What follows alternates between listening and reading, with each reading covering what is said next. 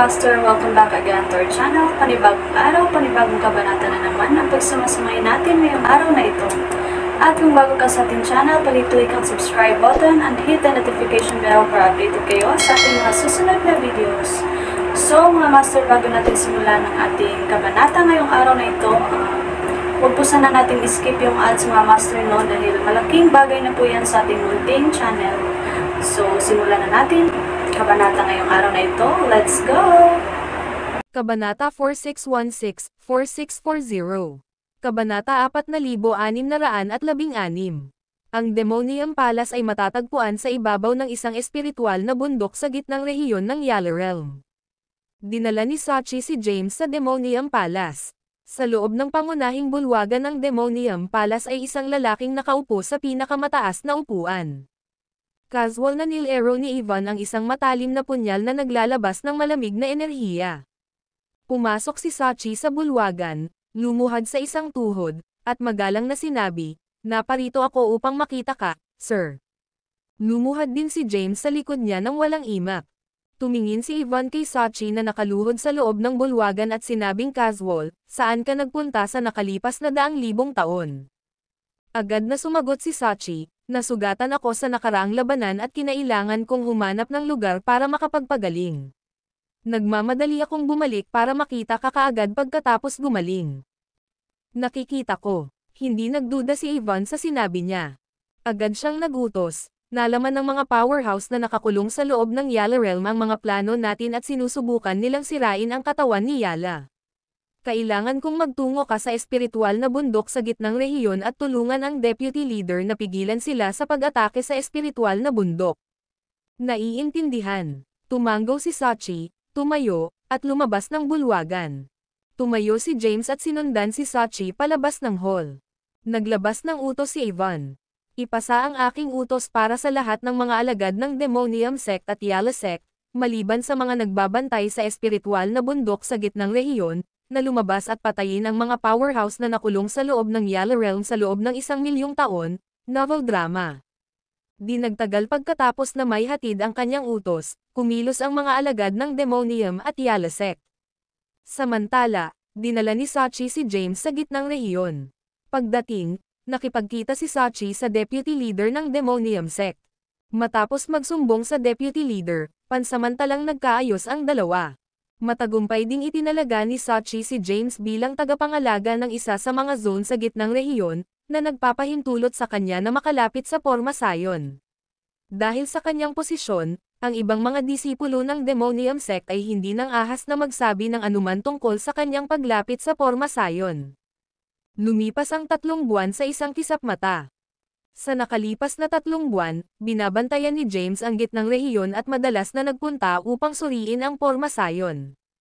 Matapos pagmasdan ang Porma Sion, babalik siya sa kanyang tirahan para maintindihan ito. Gayunpaman, ang pagbuo ay personal na itinakda ni Ivan. Kaya naman, hindi ito nagawang masira ni James ng ganoon kabilis. Bumisita ulit si James sa formation. Tumayo siya sa malayo at sinuri ang mahiwagang mga salita na puno ng mahiwagang kapangyarihan na umiikot sa Porma Sion. Binago ni James ang mga mahiwagang salita sa kanyang isip sa pinakasimpleng anyo ng mga inscription at dahan-daang binago ang mga ito sa mga advanced na inscription sa pagbuo. Pinagdaanan niya ang lahat ng naunawaan niya tungkol sa pagbuo. "Anong ginagawa mo?" Biglang isang boses ang pumutol sa kanyang iniisip. Agad na bumalik si James sa realidad. Lumingon siya at nakita niya si Zelonath na papalapit sa kanya. Buti na lang at nagbago na ng anyo at aura si James bago pumasok sa Demonium Palace. Agad siyang lumuhad sa isang tuhod at magalang na sinabi, "Sir." Nagtanong si Zelonath, "Ano ang ginagawa mong palihim dito? Sino ang pinaglilingkuran mo?" Sumagot si James ng totoo, "Naglilingkod ako kay Elder Salines. Nagpapatrolya ako sa lugar at napansin kong ang Porma Sion dito ay nagpapakita ng mahiwagang kapangyarihan at hindi ko maiwasang tingnan ito muli." Sinabi ni Zelonath, "Maaari kang bumangon." Ang video na ito ay edited by Urban Storytelling. Kabanata 4617. Tumayo si James ngunit ibinaba ang ulo, iniwas ang tingin ni Zelonath. Casual na sinabi ni Zelonath, "Ang deputy leader ay personal na naglatag ng Porma Sion." Sa iyong kultibasyon na ranggo, maaaring hindi mo ito maintindihan kahit na pagkatapos ng paglilinang ng mahabang panahon. Oo, syempre, paulit-ulit na tumango si James. Ligtas dito, magpatrol ka sa ibang lugar. Matapos mag-iwan ng ilang salita si Zenlong, pinag-cross niya ang kanyang mga kamay sa kanyang likuran at umalis sa lugar. Hindi na nagtagal si James at mabilis na umalis para magpatrolya sa ibang lugar. Nang matapos ang kanyang pagpapatrol ay bumalik si James sa kanyang tirahan. Pagbalik niya sa bahay ay agad siyang pinuntahan ni Sachi. Itinulak niya ang pinto nito, pumasok sa residence, at pumasok sa kwarto nito. Nag-set up si Sachi ng isang porma sayon upang hadlangan ang pagtuklas ng iba pang mga cultivator at nagtanong, kumusta ang pag-unlad? Umupo si James sa isang upuan sa tabi niya at same time na sinabi, ang porma sayon ay malakas at malalim. Ang aking cultivation base ay limitado, kaya kailangan ko ng kaunti pang oras. Ito ba ay gagana? Medyo naiinip si Sachi matapos maghintay ng ilang buwan. Kumpiyansa ang sagot ni James, syempre. Bigyan mo pa ako ng 10 taon. Tiyak na maiintindihan ko ang formation sa loob ng 10 taon. Nangangako ako na makapasok tayo sa formation nang hindi ito nag-trigger o nakakapukaw ng anumang atensyon, novel drama. Sige, bibigyan kita ng isa pang 10 taon. Kung hindi mo maintindihan, hahanap ako ng ibang paraan. Pagkatapos mag-iwan ng ilang salita, pinahiwa-hiwalay ni Sachi ang porma sayon at lumabas ng pinto. Nag-set up si James ng time formation sa paligid ng kanyang tirahan at nagsimulang pag-aralan ang formation. Lumipas ang oras araw-araw. Ang matinding labanan ay patuloy na sumiklab sa buong Yala Realm. Nang mabuksan ang Yala Realm, maraming magsasaka ang pumasok. Gayunpaman, karamihan sa kanila ay pinatay sa nakalipas na 100,000 taon. Ang mga nabubuhay pa ay mga totoong powerhouse na umabot sa Kylum Acme rank. Gayunpaman, kahit na ang mga ordinaryong Kylum Acme ay madaling target ng Demonium Sect. Ang mga nangungunang powerhouse ng Demonium Sect na sina Ivan, Zelonath, at ang 4 Grand Mages, ay hindi pa lumahok sa mga labanan. Walang sino man sa Yala Realm ang makakaligtas kung sila ay makikisali. Alam ng natitirang mga powerhouse kung ano ang mangyayari sa huli. Dahil ayaw sumuko, may iilan na humakbang at tinipon ang mga natitirang nilalang sa Yala Realm. Bukod sa ilang powerhouses na piniling manatiling nakatago, halos lahat ay nagsanib puwersa upang labanan ang Demonium at Yala Sect. Ang mga powerhouse ng Demonium at Yala Sect ay mabilis na nagtipon sa gitnang rehiyon upang labanan sila. 10 taon ang lumipas sa isang iglap. Inilaan ni James ang kanyang oras sa pag-aaral ng porma sayon sa panahong iyon. Boom! Isang nakakabinging pagsabog ang nangyari sa labas. Marahas na nanginig ang tirahan ni James, at isang shockwave ang humampas sa kanya. Mabilis niyang naiwasan ang shockwave, ngunit ang kanyang tirahan ay agad na nahati sa kalahati. Napinsala din ng puwersa ang walang laman at lupa. Agad na lumapit sa kanya si Sachi at nag-aalalang nagtanong, sigurado ka ba sa pag-decipher ng porma sayon? Nakita ni James ang mga shockwave mula sa mga labanan na nangyayari sa labas at nagtanong, ano ang nangyayari? Sinabi ni Sachi, sa mga nilalang na pumasok sa Yala Realm, mayroong isang powerhouse na tinatawag na Phalon Snyder. Siya ay kapantay ng Demonium Sect's Grand Mages. Nakatipon siya ng malaking grupo ng mga powerhouse at naglunsad ng counterattack. Ito ang perpektong pagkakataon para makapasok sa formation at sirain ang katawan ni Yala. Mabilis na nagsagawa ng scan si James sa sitwasyon sa labas. Nakita niya ang mga miyembro mula sa Demonium Sect at Yala Sect na nagtipon upang labanan ang grupo ng mga powerhouse. Maaari ko nang buksan ang formation ngayon, sabi ni James. Alam din niyang kailangan nilang samantalahin ang pagkakataon. Tara na, lumiwanag ang mukha ni Sachi. Ang video na ito ay edited by Urban Storytelling. Kabanata 4618. Ang layunin ni James ay guluhin ang plano ni Ivan at iligtas ang mga magsasaka na pumasok sa Yala Realm. Bagaman marami sa kanila ang namatay ng trahedya sa nakalipas na 100,000 taon, mayroon pa ring mga nakaligtas. Nais ni James na makatipid hanggat maaari, kahit na ito ay isang buhay lamang. Gusto naman ni Sachi na palitan ang bangkay ni Yala para sumipsip ng lakas ng mga yumaong cultivator para lumakas para makabalik siya sa Aeternus District para maghiganti. Inakay ni James si Sachi sa formation. Ang malayong labanan ay nagdulot ng malawakang pagkawasak, at ang Yala Realm ay nasa bingit ng pagbagsak. Gayunpaman, si Yala ay nag-set up ng isang formation sa paligid ng Yala Realm bago siya namatay, na pumihil sa ganap na pagkawasak nito. Samantala, ang gitnang rehiyon kung saan nakaimbak ang kanyang katawan ay nagkaroon ng porma sayon, na ginagawa itong medyo ligtas na zona. Naiinip na sabi ni Sachi, "Bilasan mo." Noong kasama si James, ginamit ni Sachi ang kanyang tunay na pangalan.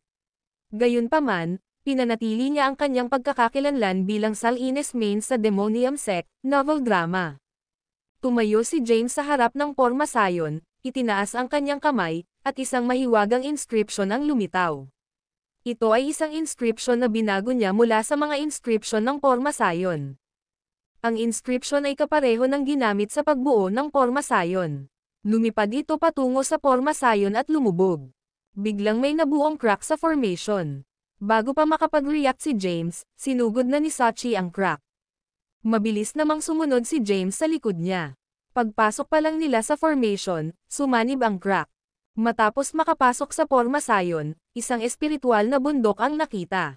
Naramdaman ni James ang isang masaganang Empyrean spiritual energy at ang enerhiya ng mga patay na magsasaka na naipon sa lugar. Ang espiritual na bundok ay isang malakas na forma sayon ng pagtitipon. Pagkatapos ng mahabang panahon, ang Empyrean spiritual energy ng Yala Realm ay naipon. Bulalas ni James, ang enerhiya dito ay napakarami.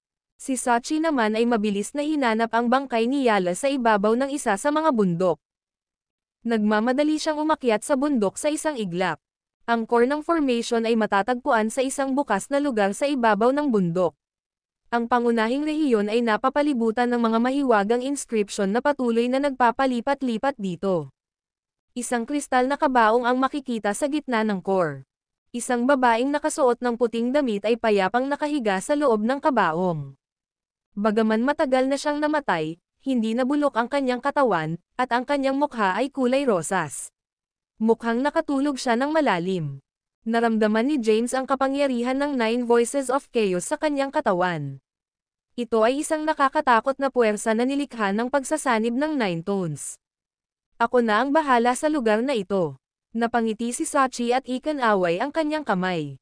Isang nakakatakot na puwersa ang lumitaw, na inilipat ang kristal na kabaong palayo sa core ng formation. Mabilis na naglakad si Sachi patungo sa core at agad na napalibutan ng isang misteryosong porma sayon. Tuwang-tuwa siyang sumigaw, "Napakalakas nito. Napakaganda ng enerhiya dito. Kung maa-absorb ko ang lahat, magagawa kong perpekto ang aking Demon Eyes at sa wakas ay makapaghiganti ako sa Eternus District. Sa wakas, mababawi ko na ang lahat ng nawala sa akin." Sachi finally revealed a smile. Naglagay siya ng paraan ng paglilinang at nagsimulang sumipsap ng enerhiya sa lugar. Nagdilim ang kanyang mga mata at nagsimulang mabilis na lumunin ang nakapalibot na Empyrean spiritual energy. Samantala, hindi pa rin tumitigil ang pamamaslang na nangyayari sa labas. Bukod sa mga powerhouse na nakulong sa loob ng Yala Realm, marami sa mga alagad ng Demonium at Yala Sect ang sumuko rin sa labanan. Anuman ang kanilang pagkakakilanlan, ang enerhiya ng namatay ay magtitipon patungo sa espiritual na bundok sa gitnang rehiyon at sa huli ay naging kapangyarihan ni Sachi. Napakunot ang noo ni James sa nakita ngunit hindi nakialam. Ang video na ito ay edited by Urban Storytelling. Kabanata 4619. Lumapit si James sa kristal na kabaong at tinignan ang katawan ni Yala. Si Yala ay may magagandang tampok sa mukha at malaperlas na balat na may haplos ng pamumula, hindi mukhang isang taong namatay sa mahabang panahon. Bumulong si James, gustong ibalik ni Weyria ang katawan ni Yala dahil gusto ng pinuno ng Theist Sect na pag-aralan ang kapangyarihan ng Chaos, 9 Voices. Kapag naunawaan niya ito, mawawalan ng silbi ang pinakamalaking sandata ng Chaos District laban sa 9 District ng Endlos. Sa hinaharap, ang Chaos District ay magiging lubhang dahado kapag sumiklab ang labanan. Siya ay mula sa Chaos District, kaya gusto niya ang pinakamahusay para sa Chaos District. Kaya naman, napagpasyahan niyang kailangang sirain ang katawan ni Yala. Itinoon niya ang kanyang kapangyarihan sa kanyang palad at hinampes ang kristal na kabaong. Basag. Ang kanyang nakakatakot na puwersa ay tumama sa kristal na kabaong at nagdulot ng napakalaking pagsabog. Ang kristal na kabaong ay nabasag sa mga pira-piraso, at ang bangkay ay nahulog sa lupa. Ang malakas na pag-atake ni James ay nawasak ang kristal na kabaong, ngunit ang katawan ni Yala ay nanatiling hindi nasaktan. Muli niyang itinaas ang kamay at inipon ang buong lakas. Boom! Inatake ng kanyang malakas na puwersa ang bangkay at naging sanhi ng pagkalat ng dumadagandong na tunog. Nasira ng puwersang tumatagos ang pagbuo sa paligid ng espiritual na bundok. Samantala, lumutang si Sachi sa hangin, tahimik na sumisipsip ng enerhiya sa lugar. Tuwang-tuwa siya sa pagpapalakas at hindi mapakali kay James. Matapos mabaygo ang pagtatangka ni James na sirain ang katawan ni Yala, biglang lumutang ang katawan sa malayo. Mabilis itong nakatakas, at maging si James ay hindi nakapag-react sa oras. Ang espiritual na bundok ay biglang gumuho. Lumutang si James sa hangin, ngunit wala saan ang katawan. Bulong niya, siguro matagumpay kung nasira ang katawan niya, tama ba? Biglang nakaramdam ng panginginig si James sa kanyang gulugad na para bang may nakatitig sa kanya. Bigla siyang lumingon at nakita ang isang magandang babae na nakasuot ng puting damit na naglalabas ng ethereal aura na lumulutang sa di kalayuan. Diretso ang tingin ng babae kay James. Masyado kang walang awa, binata. Wala akong hinaing sa iyo, kaya bakit mo ako sinubukang pawiin? Umalangaw-ngaw ang kanyang malamyos na boses. Kinusat-kusot ni James ang mga mata at napaatras ng ilang hakbang. Naramdaman niya ang nakakatakot na enerhiya na nagmumula sa kanya at maingat na tinitigan ang babaeng nasa harapan niya. Mag-ingat ka, James. Napakalakas ng babaeng ito, novel drama. Pinaalalahanan siya ng phantom body ng Ancestral Blood Master. Siya ay isang tao na nalampasan ang kailang boundless rank. Hindi pa ako nakakaramdam ng aura na tulad niya noon, at hindi ko matiyak kung anong rank siya. Marahil ay nakapasok na siya sa Chaos rank, o sa pinakamababa, nasa quasi Chaos rank siya. Nabigla si James sa sinabi niya. Napaisip siya, buhay si Yala. Isa. Sa kanyang pangunawa, nasa quasi Chaos rank na si Yala sa Sky Burial. Kahit na pinatay siya ng Chaos Master, siya ay isang makapangyarihang pag-iral. Malas lang niya na ang Chaos Master ay mas malakas kaysa sa kanya. Ikaw ba si Yala? Tiningnan siya ni James ng masama. Hindi siya sigurado sa pagkakakilanlan ng babae. Patay na raw si Yala. Bago siya pumanaw, gumawa siya ng plano na sumipsip ng napakalaking lakas para maisigwa ang Death Ify Altes. Naisip ni James sa kanyang sarili, maaaring natapos na niya ang Death Ify Altes at nabuhay na maguli. Maraming ideya ang nagsimulang bumaha sa isipan ni James. Maingat niyang tinitigan si Yala habang hinihintay ang sagot nito. Ang video na ito ay edited by Urban Storytelling. Kabanata 4620. Tahimik na lumutang ang matangkad at balingkinitang babae sa puting damit. Napaka-elegante niyang tingnan, at ang kanyang mga mata ay napakalinaw. Ethereal at pure ang aura niya, ibang-iba sa narinig ni James tungkol sa kanya. Kaunti lang ang alam ni James tungkol kay Yala. Gayunpaman, ang kanyang alagad, si Ivan, ay lumikha ng Demonium Sect, isang tiwaling sekta. Bukod dito, nabalitaan na inayos ni Yala ang kanyang muling pagkabuhay bago ang kanyang kamatayan. Sa makatuwid, napagpasyahan ni James na hindi siya isang mabuting tao. Haha, tumawa si Yala at sinabing, nakakatuwa ka talaga, binata. Gusto mo akong patayin pero hindi ka sigurado sa aking pagkakakilanlan. Hindi man direktang sinagot ng babae ang kanyang tanong, masasabi ni James na tama siya. Anong gusto mo? Tiningnan siya ni James ng masama. Haha, natawa si Yala sa sinabi niya. Nakakatuwa ka. Sinubukan mo akong patayin pero ngayon tinatanong mo ako kung ano ang gusto ko. Pagkatapos ng maikling pakikipag-usap kay James, tumingin siya kay Sachi, na nasa hindi kalayuan, at napansin niyang sinisipsip niya ang Empyrean spiritual energy sa lugar. Matapos maramdaman ang masamang aura mula kay Sachi, sumimangot siya at sinabing, napaka-demonic energy niya at mabilis siyang bumubuti ngayon. Walang alinlangan na magiging salot siya ng 9 district sa hinaharap. Sa sandaling iyon, nagpahayag ng pagkapuot si Yala kay Sachi, at maliwanag na plano niyang patayin si Sachi. Naramdaman agad ni James ang kanyang layunin sa pagpatay. Mabilis siyang sumilip sa harap ni Yala at sinabing, Napakaawa niyang tao at wala siyang ibang pagpipilian kundi ang maglakad sa ganoong landas. Ngumiti si Yala ng mapanokso at nagtanong, sa tingin mo ba mapipigilan mo ako? Sagot ni James, hindi naman. Pero hindi siya ang pangunahing pinagkakaabalahan mo ngayon. Dapat mong lutisin ang labanan sa labas. Lahat ng nasa labas ay nag-aaway dahil sa iyo. Ang iyong disipulong si Ivan, ay pumatay ng hindi mabilang na buhay para buhayin ka. Malumanay na sagot ni Yala, ano ang kinalaman nito sa akin? Natigilan si James. Di ba alagad mo si Ivan? Hindi ba ikaw ang founder ng Yala Sect? Tanong ni James, novel drama. Bumaba si Yala mula sa langit at bumagsak sa lupa. Tumingin siya sa mga guho sa unahan at iniunat ang kanyang mga payat na daliri. Pagkatapos, bahagya niyang tinapik ang hangin, at nahati ang mga guho upang ipakita ang isang napakalalim na hukay. Isang porma sayon ang nasa loob ng malalim na hukay, at sa gitna ay isa pang kabaong. Hindi tulad ng unang kabaong, ito ay itim at naglalabas ng itim na ningning. What the hell? Natigilan si James at hindi alam kung ano ang nangyayari. Malumanay na sagot ni Yala, malamang siya ang Yala na sinasabi mo. Nagtataka siyang tiningnan ni James at nagtanong, ano ang ibig mong sabihin? Napabuntong hininga ng mahina si Yala at nagpaliwanag, mahabang kwento. Kambal ko siya, si Zuri Samares. Bagamat kambal kami, isinilang kaming ganap na magkaiba. Ipinanganak ako na may katawan ng banal na landas, ngunit mayroon siyang demonic body. Walang nakakaalam na may kapatid akong kambal. Ako nga ang lumikha ng Yala Sect, ngunit madalas niya akong ginagaya habang lumilibot sa sekta. Ang video na ito ay edited by Urban Storytelling. Kabanata 4621.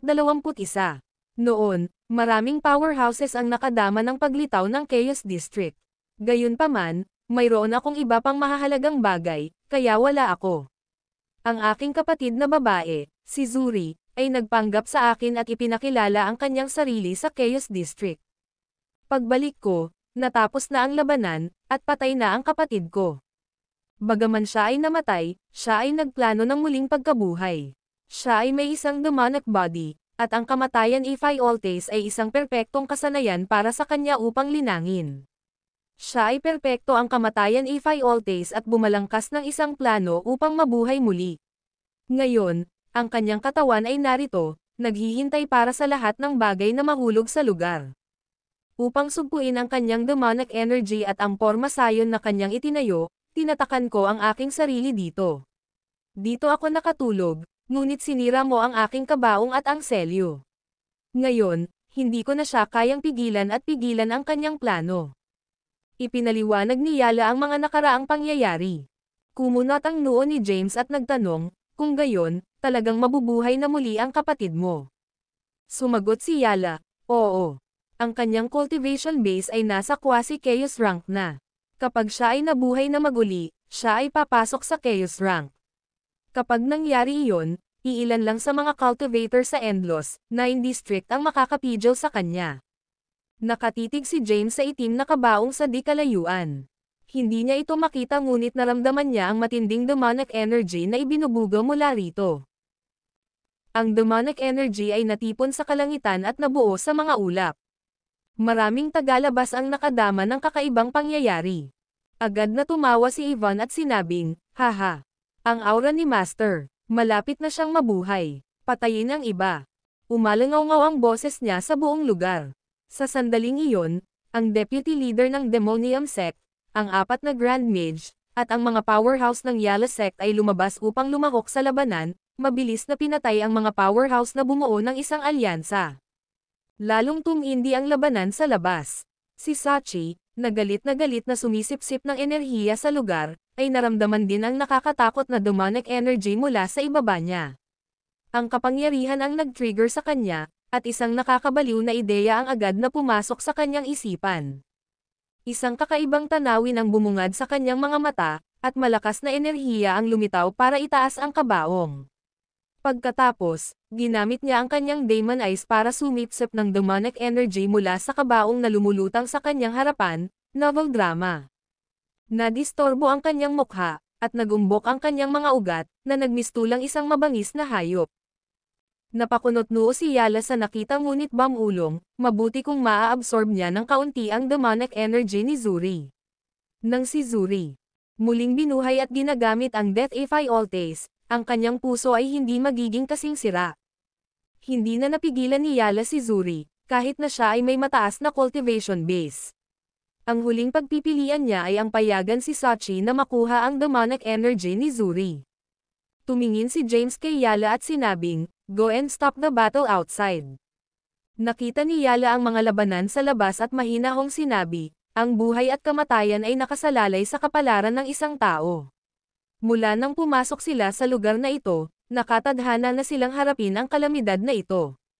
Sariling kapalaran. Walang intensyon si Yala na iligtas ang iba pang powerhouses. Pagkatapos ay kailangan kong sirain ang katawan ni Zuri. Sumilip si James sa harap ng kabaong ni Zuri, hinimok ang kanyang lakas, at hinampas ang kabaong. Ang nakakatakot niyang lakas ng palad ay nahulog sa kabaong. Gayunpaman, nabigo ang kanyang pag-atake na sirain ito. Ang kanyang malakas na enerhiya ay bumangon mula sa kabaong at pinalipad siya. Dumura si James ng puno ng dugo. "Ha?" Mahinang tumawa si Yala at sinabing, "Sa iyong kasalukuyang cultivation base, wala kang malapit na lakas para sirain ang kanyang katawan. Dapat ka na lang sumuko. Hindi ito ang lugar na dapat mong puntahan." Nararamdaman ko na nagkaroon na ng malakas na koneksyon sa karma si Zuri at ang babaeng iyon. Mas mabuting umiwas ka na dito. Ang video na ito ay edited by Herban Storytelling. Kabanata 4622. Ayaw sumuko ni James. Muli siyang naglakad patungo sa itim na kabaong at tinawag ang kanyang path powers para bumuo ng mahabang espada. Pinakilos ni James ang Universal Sword Art at tinipon ang iba't ibang path powers ng langit at lupa upang mabuo ang maliwanag na mahabang espada. Ang mahabang espada ay bumaril mula sa kanyang kamay at tumama sa itim na kabaong. Boom! Ang mahabang espada ay tumama sa itim na kabaong at nagdulot ng nakakabinging tunog na tumagos sa hangin. Isang bitek ang nabuo sa itim na kabaong, at tumagas ang itim na demonic energy upang salakayin si James. Mas naging maingat si James. Mabilis niyang ginamit ang Blithe Omniscience upang maiwasan ang pag-atake at tumakas sa isang ligtas na distansya. Puno ng pagtataka ang magandang mukha ni Yala habang pinagmamasdan si James. Ang Universal Sword Art ng Saber Sect. Nagawa mong buksan ang selyo ng Saber Sect para makapasok sa main hall at makuha ang mana ng Saber Master. Gulat na napatingin si Yala kay James. Ang lakas na ipinakita niya ay lumampas sa kanyang inaasahan. Pagkaharap ni James sa di kalayuan ay napatingin siya sa itim na kabaong. Isang itim na aura ang patuloy na umaagos mula sa kabaong, halos bumabalot sa buong lugar. Napakunot ang noo ni James nang maramdaman niya ang malakas na aura na nagising sa loob ng kabaong. Maaaring si Zuri ay malapit ng mabuhay muli. Habang nag-iisip si James, ang enerhiya sa lugar ay galit na natipon upang bumuo ng isang puyo ng tubig. Ang itim na kabaong ay lumutang sa gitna nito at mabilis na hinigop ang enerhiya sa paligid. Ang vortex ay naglalaman ng Empyrean spiritual energy at ang enerhiya ng namatay na cultivator. Samantala, nagpatuloy ang maapoy na labanan sa labas. Matapos maramdaman ang aura ni Zuri, personal na lumahok si Ivan sa labanan. Pinamunuan niya ang deputy leader ng Demonium Sect, ang 4 na Grand Mages, ang mga elder ng sekta, at ang powerhouses ng Yala Sect upang salakayin ang mga natitirang powerhouse sa Yala Realm. Bagamat malakas ang mga powerhouse na ito, hindi sila nagkaroon ng pagkakataon. Ang mga inatake ay maaari lamang na patuloy na umatras palayo sa kanila. Ang powerhouse ay namatay ng sunod-sunod, at ang kanilang enerhiya ay naakit sa espiritual na bundok sa gitnang rehiyon. Nararamdaman ni James, na nasa gitnang rehiyon, ang paggising ng isang malakas na aura. Siya ay natakot at hindi lakas ng loob na lumapit. Isa itong powerhouse na nalampasan ang Kylum Acme rank. Si Zuri ay malapit ng muling buhayin. Ang kanyang aura ay nalampasan na ang Kylum Acme rank. Kahit na wala siya sa Chaos rank, siya ay nasa quasi-Chaos rank man lang. Gaya ng inaasahan mula sa Outer Bounders, napakaraming powerhouses. Ang boses ng Ancestral Blood Master ay umalangaw sa isip ni James, na namangha sa natuklasan. Pagdating sa 9 district ng Endless, nakaramdam siya ng kawalan ng lakas matapos makaharap ang marami sa kanilang mga powerhouse. Nag-aalala siya kung paano sila lalabanan ng Chaos District kung lahat sila ay nakalusot sa Chaos District.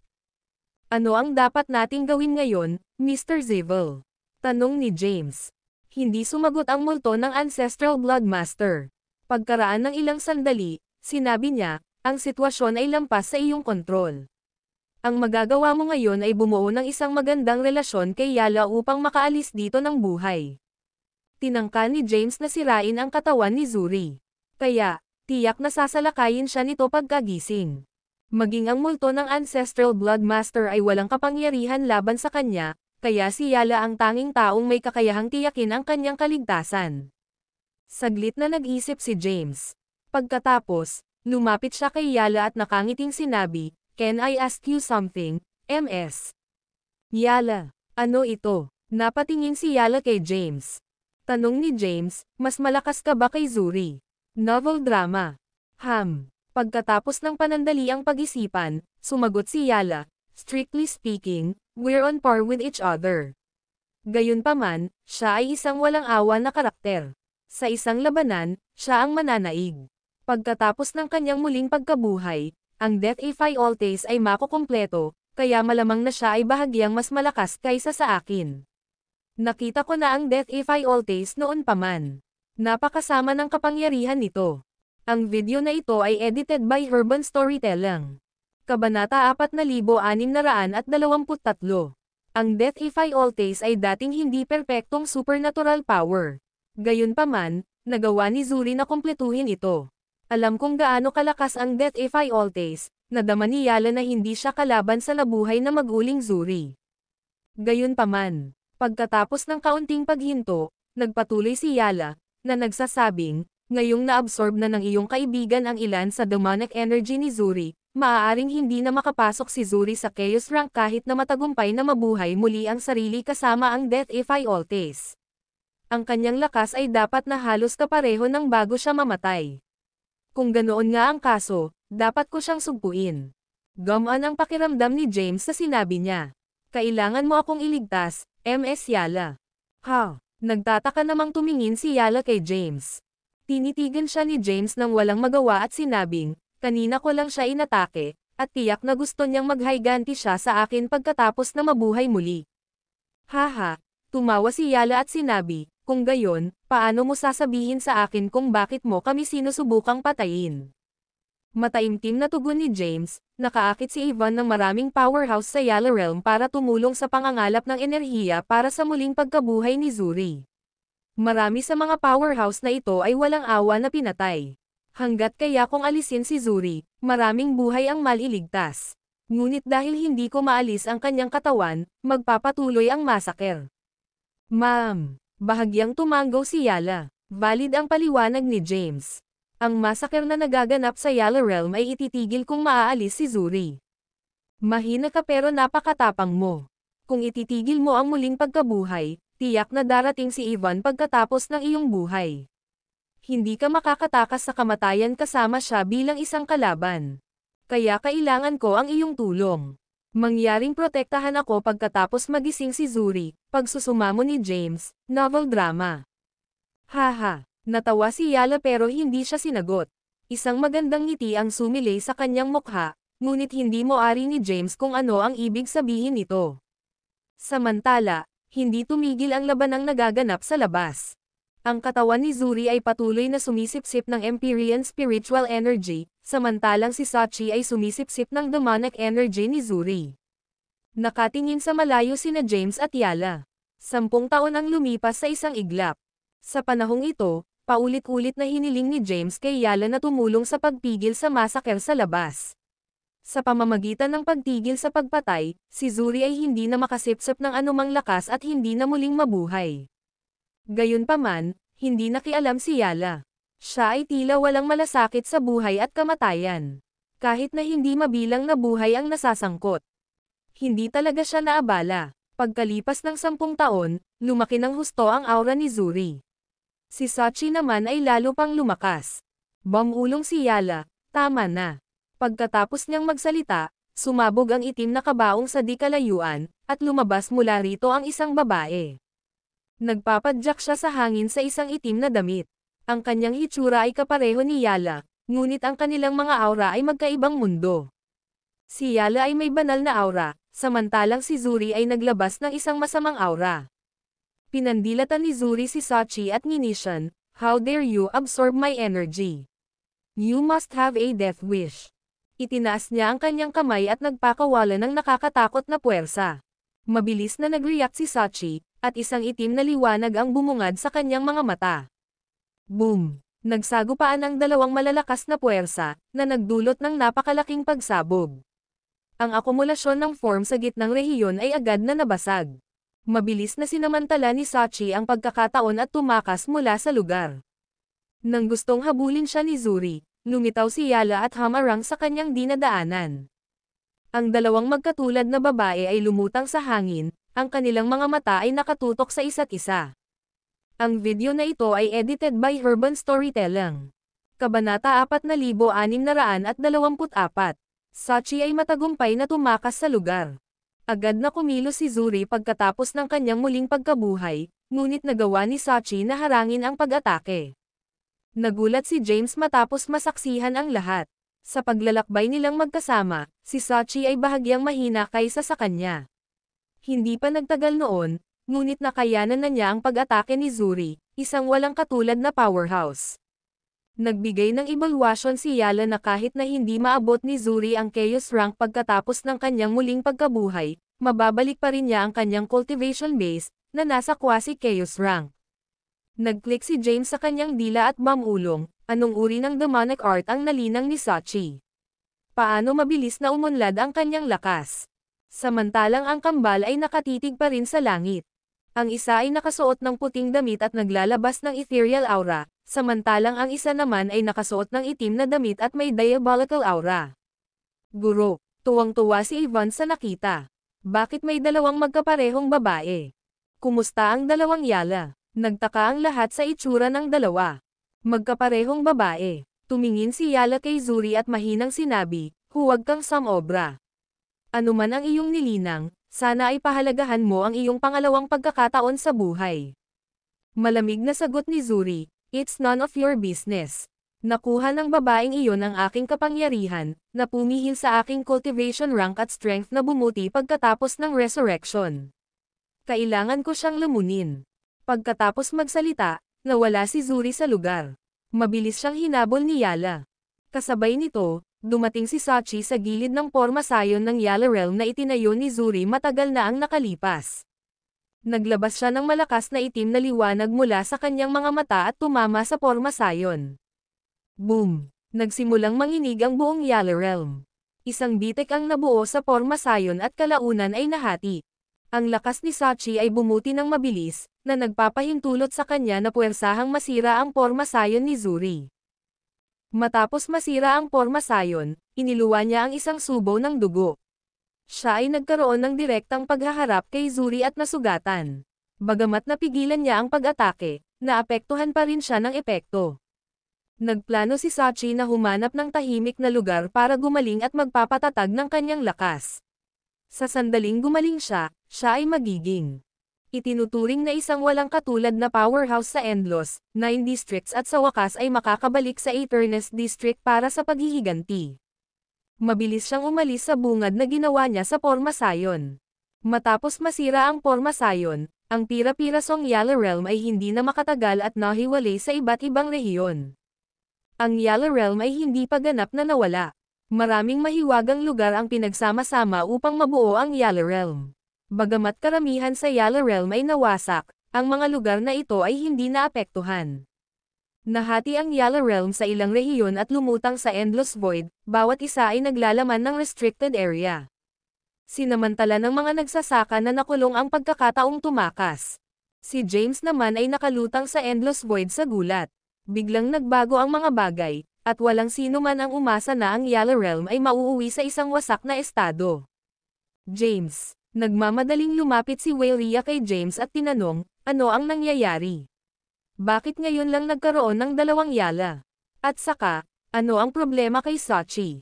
Huminga ng malalim si James at ikinwento ang lahat ng nangyari, kasama na ang mga detalye ng kambal na kapatid ni Yala na si Zuri. Nakikita ko, sa wakas ay nagkaroon ng malinaw na larawan ng sitwasyon si Weylia.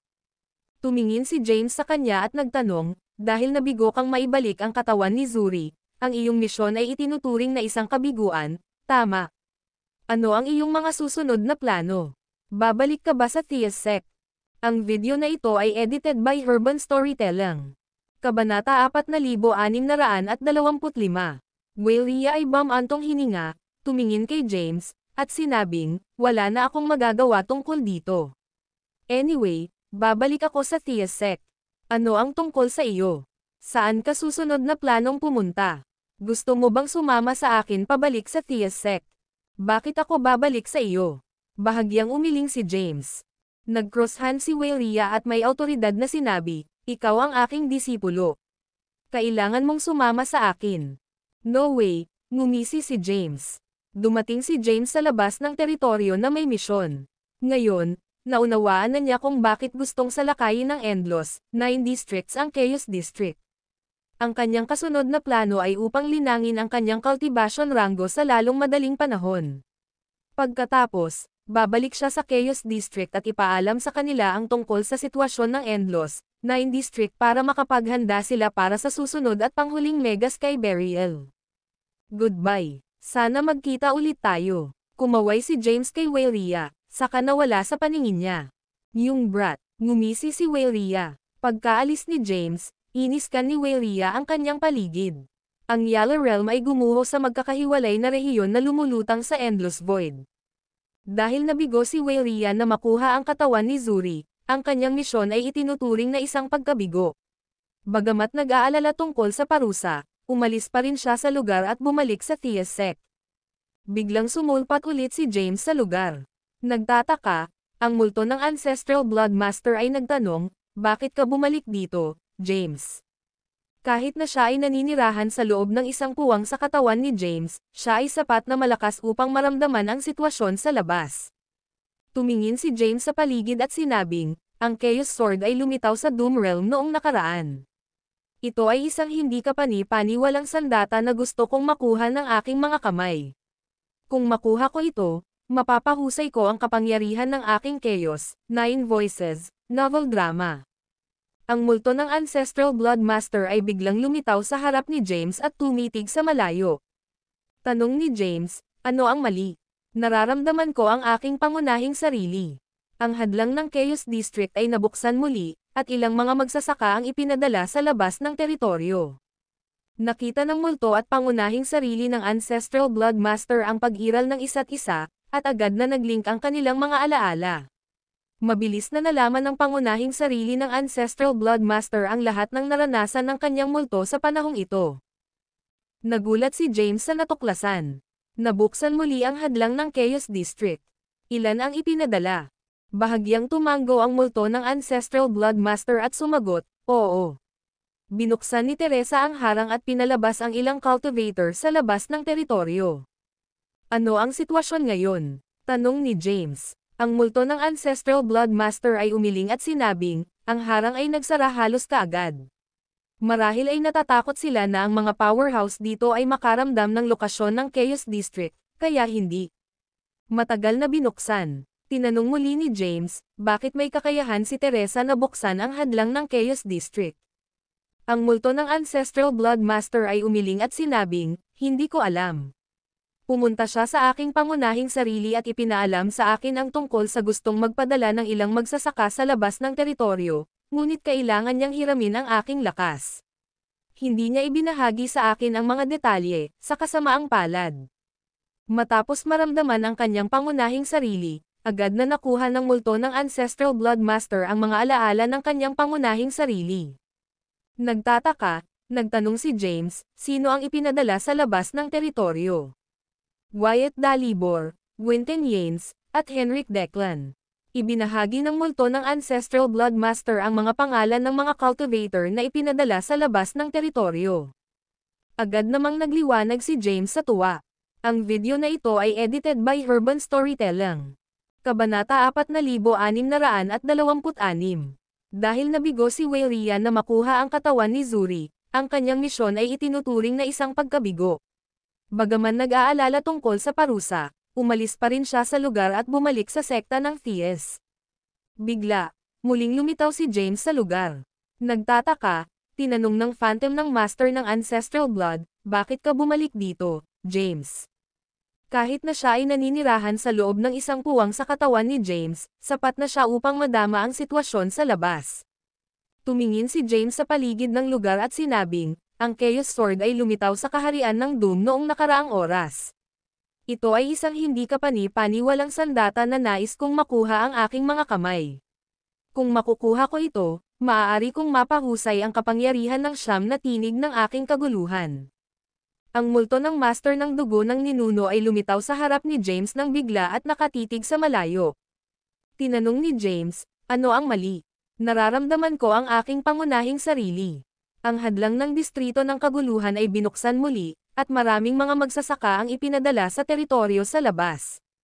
Ang multo ng Master ng Dugo ng Ninuno at pangunahing sarili ay nakakita ng pagkakaroon ng bawat isa, at ang kanilang mga alaala ay agad na nakalink. Ang pangunahing sarili ng Master ng mga ninuno ay mabilis na natutunan ang tungkol sa lahat ng naranasan ng kanyang multo sa buong panahong ito. Nabigla si James sa pagtuklas. Ang hadlang ng distrito ng kaguluhan ay binuksan muli. Ilan ang ipinadala? Panipi. Ang Phantom ng Master ng Dugo ng Ninuno ay tumanggo ng basta-basta at sumagot, "Ye." Binuksan ni Teresa ang hadlang at pinakawalan ang ilang mga magsasaka sa labas ng teritoryo. Ano ang sitwasyon ngayon? Tanong ni James. Umiling-iling ang Phantom ng Master ng Ninuno ng Dugo at sinabi, ang hadlang ay nakasara agad. Marahil ay natatakot sila na ang mga powerhouse dito ay makaramdam ng lokasyon ng kaguluhan sa distrito, kaya hindi ito mabuksan ng matagal. Kinwestiyon muli ni James, bakit may kakayahang buksan ni Teresa ang hadlang ng Chaos District? Umiling-iling ang Phantom ng Panginoon ng Master ng Ninuno at sinabing, hindi ko alam.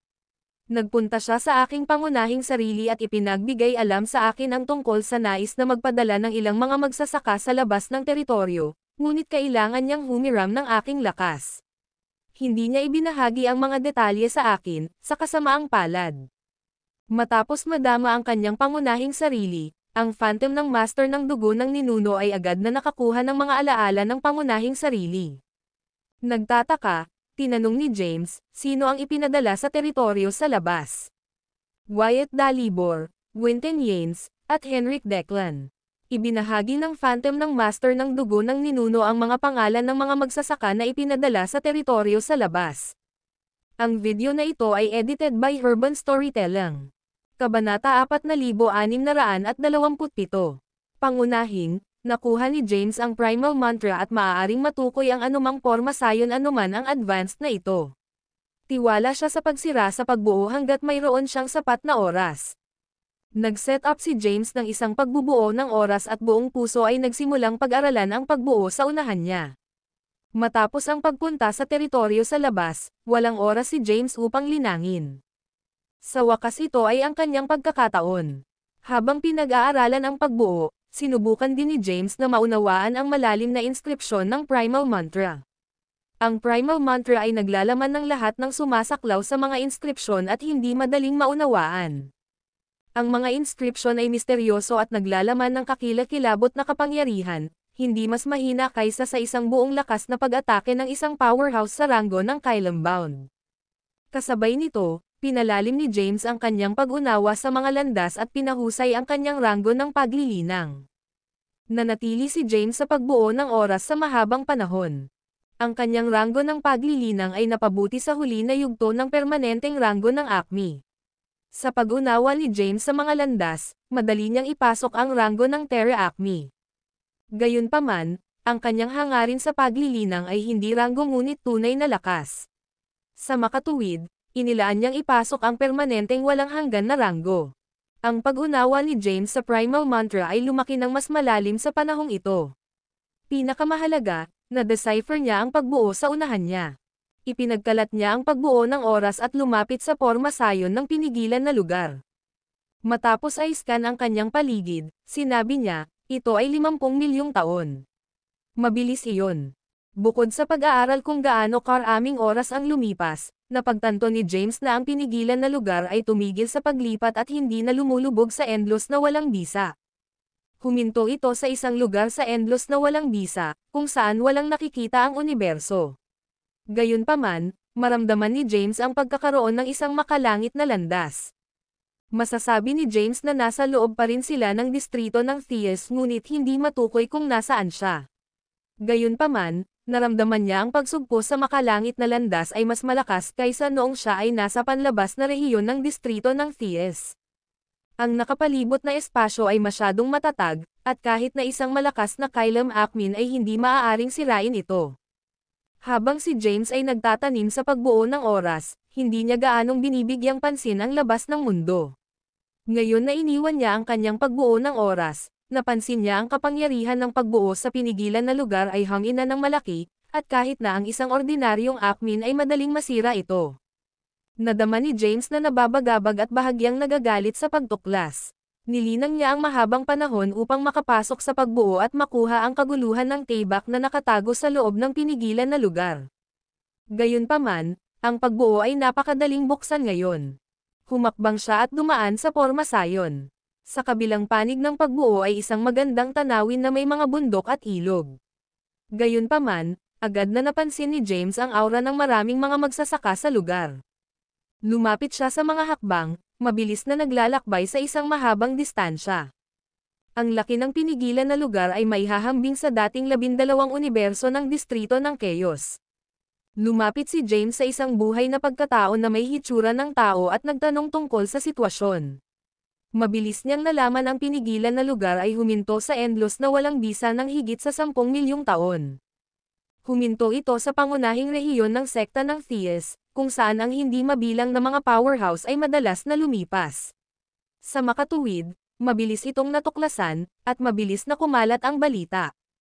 Maraming mga powerhouse ang pumasok sa pinigilan na lugar sa mga taong ito, na umaasang makahanap ng mahusay na kayamanan. Gayunpaman, ang karamihan sa kanila ay nag-iwan ng walang kamay.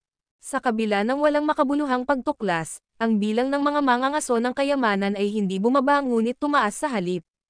Nakikita ko, agad na nagkaroon ng malinaw na larawan ni James ang sitwasyon. Sinubukan niyang hanapin ang aura ng Chaos Sword at hinalinhan matapos na kumpirmahin ang Chaos Sword ay nasa pinigilan na lugar pa rin. Ang video na ito ay edited by Herban Storytelling. Kabanata 4628. James ay pumasok sa pinigilan na lugar para sa Chaos Sword, kaya siya ay naaliw na wala pa itong kinuha. Ang aura ng Chaos Sword ay natatangi. Sa gayon, si James lamang, na nagtanim ng kaguluhan sa sagradong sining, ang siyam na tinig ng kaguluhan, ay makakaramdam ng kinaroroonan nito. Ang iba pang mga powerhouse ay hindi nakakakita ng pagkakaroon nito. Mabilis na natagpuan ni James ang Chaos Sword at tumungo patungo sa isang saklaw ng bundok. Ang saklaw ng bundok ay may mga nakabalot na bundok na lumalawak ng daan-daang libong mga light years ang layo. Lumapit si James sa saklaw ng bundok at naramdaman ang isang hindi pangkaraniwang makasalanang aura na hindi komportable sa kanya. Matapos ang isang maikling pag-aalangan, pumasok pa rin si James sa saklaw ng bundok para sa Chaos Sword. Sa pamamagitan lamang ng ilang mga hakbang, si James ay malalim sa loob ng saklaw ng bundok. Agad niyang naramdaman ang isang labanan na nangyayari sa malapit. Ang mga makapangyarihang alon ng pagkabigla ay sumisid sa hangin at sinira ang lahat sa landas nito. Ang malakas na puwersa ay lumusot kay James, agad na sinisira ang bundok sa ilalim ng kanyang mga paa. Sa kabutihang palad, ang puwang sa lugar ay hindi bumagsak. Kasalukuyan silang nasa pangunahing rehiyon ng Theus sect, at ang mga kapangyarihan ng langit na langit ay naging matatag sa puwang. Lumapit si James sa larangan ng digmaan at nakita ang isang pangkat ng mga magsasaka na nakikibahagi sa labanan. Ang mga magsasaka na lumalahok sa labanan ay medyo malakas, at kahit na ang pinakamahina ay isang Kylem Akmin. Samantala, maraming nabubuhay na nilalang ang natipon at pinapanood ang laban. Napansin ni James ang labanan at natuklasan ang mga magsasaka ay nagsisikap na umakyat sa isang bundok sa malayo. Gayunpaman, wala sa kanila ang may kakayahang makalapit. Ang sinumang sumubok na lumapit ay may target ng buong pangkat. Tumingin si James sa bundok at nakakita ng isang mahiwagang maliit na puno na halos ilang metro ang taas nito. Ang ilang mga kakaibang hitsura ng mga lilang prutas ay makikita na nakabitin mula sa mga sanga. Naglabas sila ng isang lilang glow na nagtipon sa mahiwagang runes. Bulalas ni James, ang mga tila tulad ng ilang mga pambihirang prutas. Hindi katakataka na nakikipaglaban sila sa ibabaw nito. Ang prutas ay kailangang maging pambihirang dahil ang enerhiya nito ay maaaring mabuo sa mga inscription na naglalaman ng malakas na mga kapangyarihan ng landas. Kahit na pinili ng isang magsasaka na huwag kumain ng prutas, makikinabang pa rin siya sa pag-aaral ng mga inscription. Kukunin ko sila. Ang mukha ni James ay naiilawan. Hindi inaasahan ni James na makatagpo ng mahusay. Empyrean prutas.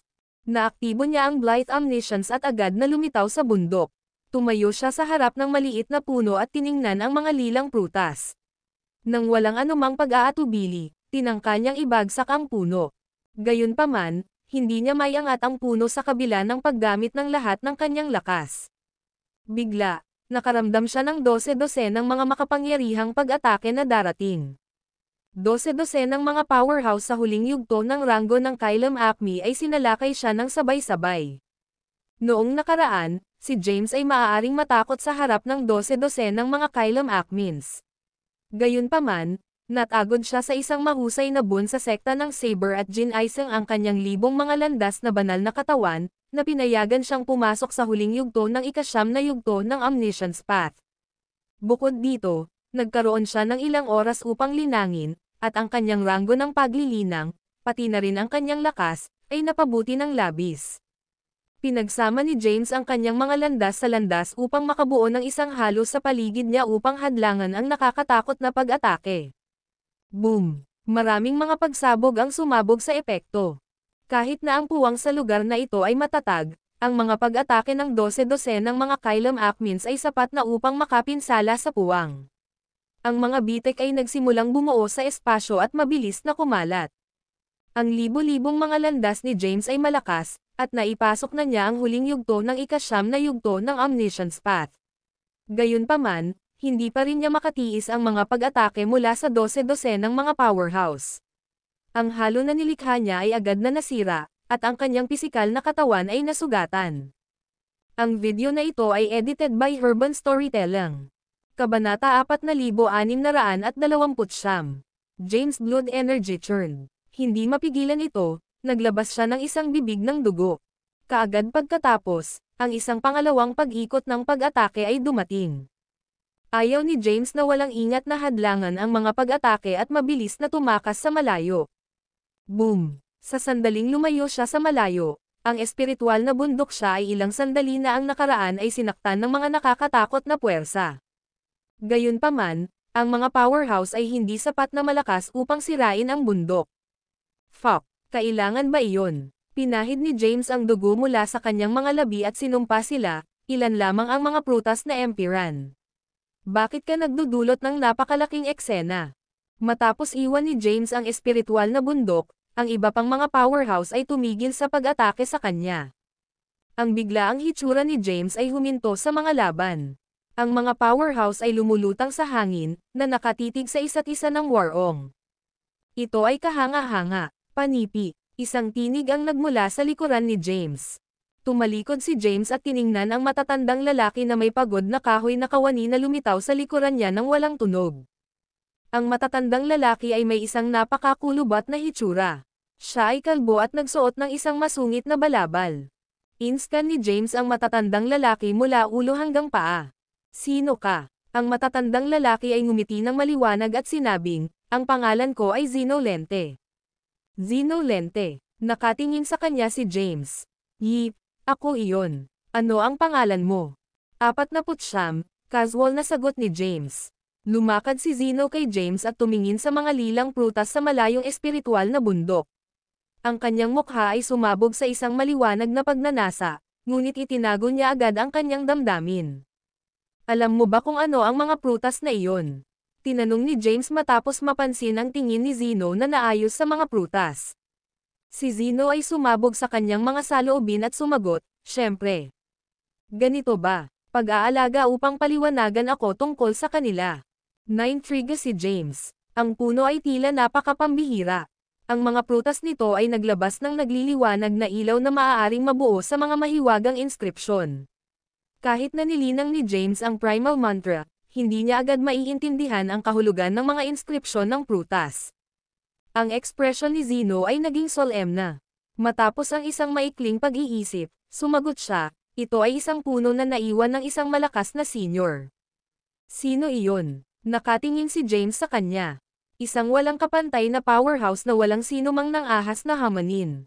Tumigil sa pagbugbog sa paligid ng bush. Magmadali at sabihin sa akin kung sino ito. Si James ay bahagyang walang tiyaga.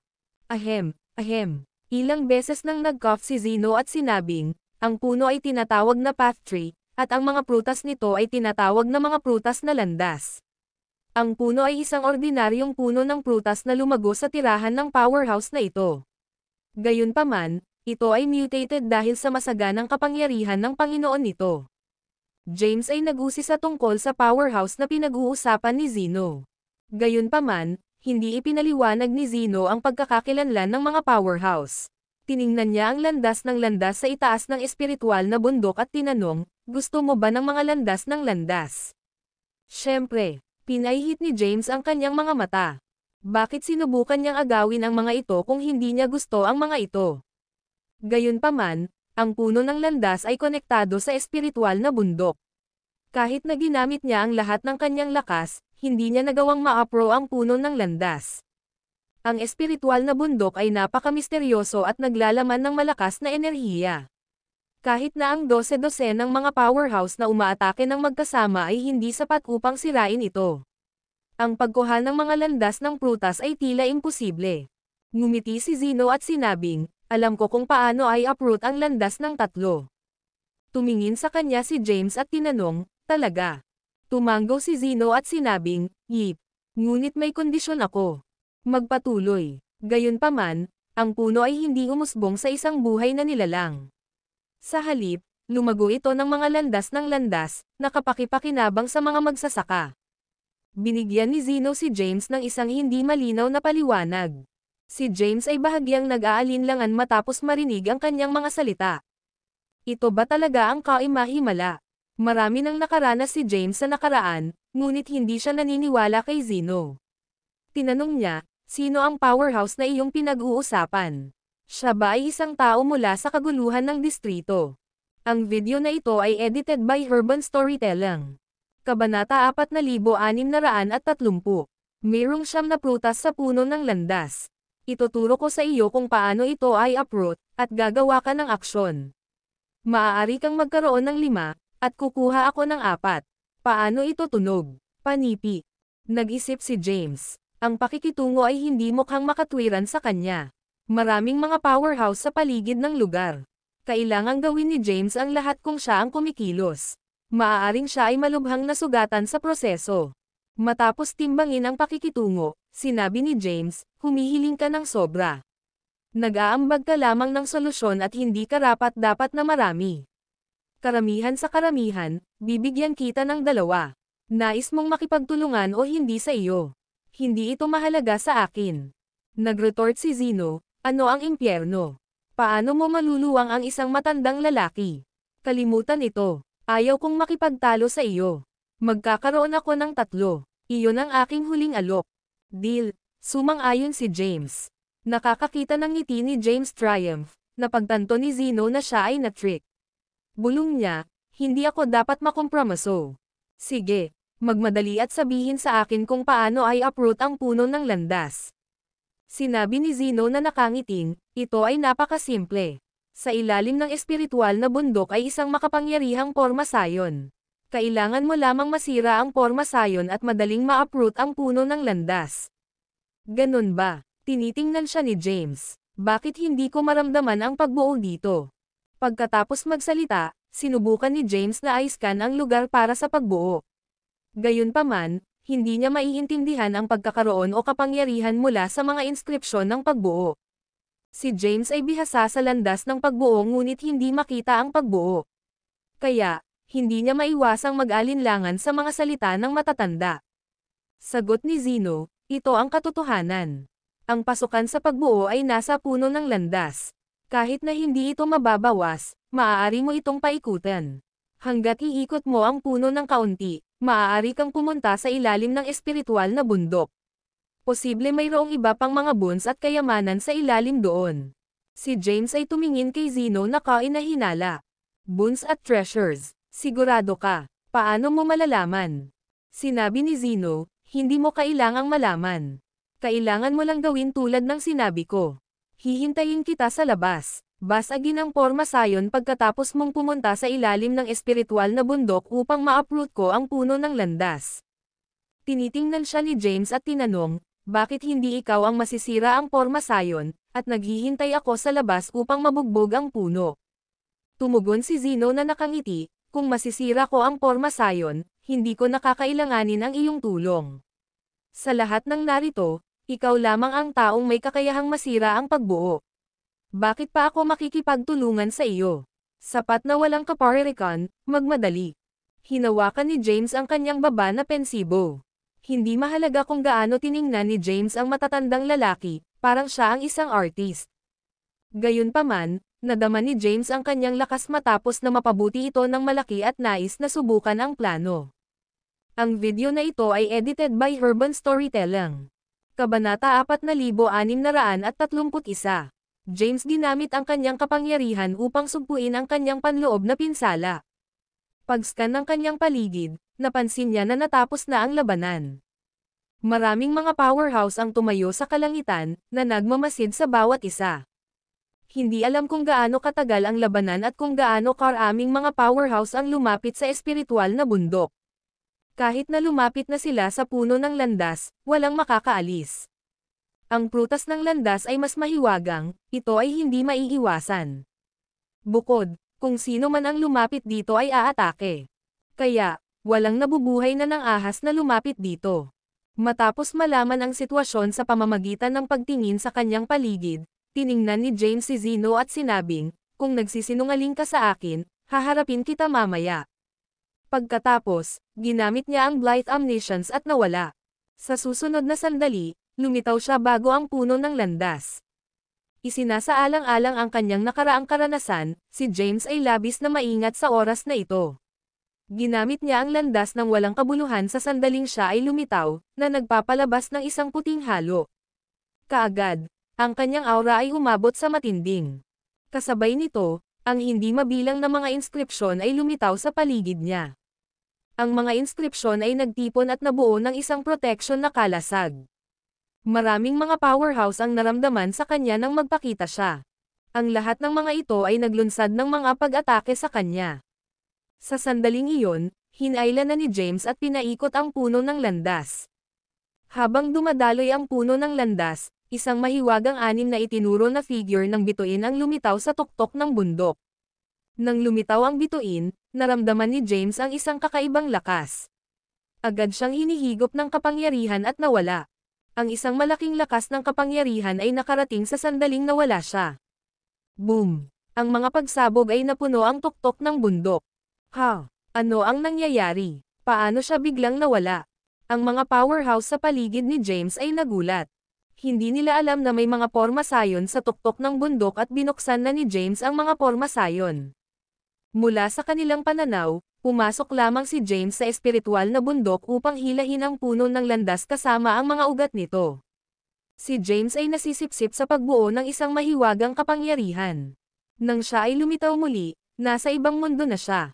May isa pang cosmos sa espiritual na bundok, ito ay isa pang mundo. Sa kanyang zen, nalaman ni James na ang puwang ay hindi napakalaki, ito lamang ang laki ng lupa. Mayroong malakas na mga inskripsyon ng porma sayon sa lugar na ito. Ito ba ang loob ng espiritual na bundok? Nakakaisip, tiningnan ni James ang kanyang paligid at binulong, paano ko masisira ang porma sayon? Sinubukan niyang obserbahan ang mga inskripsyon ng pagbuo sa paligid niya. Malalim ang mga inskripsyon ng pagbuo. Mas malakas sila kaysa sa mga pormasyong nagbabantay sa ipinagbabawal na lugar dati. Ang pormasyong ito ay hindi isang James ang maaaring masira sa isang maikling panahon. Sa halip, kailangan niyang ayusin at maunawaan ang mga inskripsyon ng pagbuo. Sa pamamagitan lamang ng pag-unawa sa kanila maaari niyang masira ang pagbuo. Gaano kahirap? Sumimangot si James at sinabing, kailangan kong magnilay muli sa pag-iisa upang maunawaan ang mga inskripsyon ng pagbuo. Hindi niya sinimulan ang pagmumuni-muni sa pag-iisa kaagad. Sa halip, nakakita siya ng isang mahiwagang lugar sa kalawakan. Ito ay isang lugar na hindi maaaring tumagos ang kanyang zen. Humakbang pasulong, tumungo siya sa mahiwagang lugar. Di nagtagal, nakarating siya sa lugar. Ito ang pangunahing bahagi ng porma sayon at napuno ng mga inskripsyon ng pagbuo. Ang mga hilera ng mga inskripsyon na ito ay nakipag-ugnay sa isa't isa, may lumitaw ang mga ito. Bagaman hindi maaaring tumagos ang lugar ni James, nakita niya ang isang itim na bola ng enerhiya sa gitnang rehiyon ng porma sayon. Ang video na ito ay edited by Urban Storytelling. Kabanata 4632 na naghahanap sa itim na enerhiya na nasil sa pagbuo, hinaplos ni James ang kanyang baba sa pagkalito. Maaari bang ang selyo ng pormasyong ito ay ang itim na bola ng enerhiya na ito? Ano ito? Tinitigan ni James ang itim na kulay na enerhiya. Ang hugis ng enerhiya ay hindi naayos. Ito ay tulad ng isang itim na ulap na patuloy na nagbabago sa form. Ang enerhiya ay hindi maaaring maging isang buhay na nilalang dahil hindi nadarama ni James ang anumang sigla mula dito. Kahit na sa mga porma sayon sa paligid, naramdaman pa rin ni James ang kanyang lahi sa puso. Pakiramdam niya ay parang laban sa isang malakas na powerhouse. Ginawa nitong mag-atubiling si James. Isinasaalang-alang niya kung dapat niyang buksan ang pagbuo. Kung ginawa niya at ang isang walang kapantay na demonyo ay nasil sa loob, hindi ba ito magiging sanhi ng isang sakuna? Ilang sandali, hindi niya alam kung ano ang gagawin. Sinimulan niyang pag-isipan at timbangin ang mga kalamangan at kahinaan. Matapos mag-isip ng ilang sandali, nagpasya siyang buksan ang porma sayon. Kung ito ay isang demonyo, kahit na hindi niya ito matalo, kailangang magkaroon ng isang powerhouse na maaaring, isinasaalang-alang kung gaano sila sagana sa mundong ito. Ngayon, kailangan ni James upang buksan ang pagbuo at makuha ang prutas ng landas. Gamit ang prutas ng landas, magkakaroon siya ng sapat na enerhiya upang makapasok sa walang hanggan na ranggo. Kapag pinasok niya ang walang hanggan na ranggo, magiging mas malakas siya.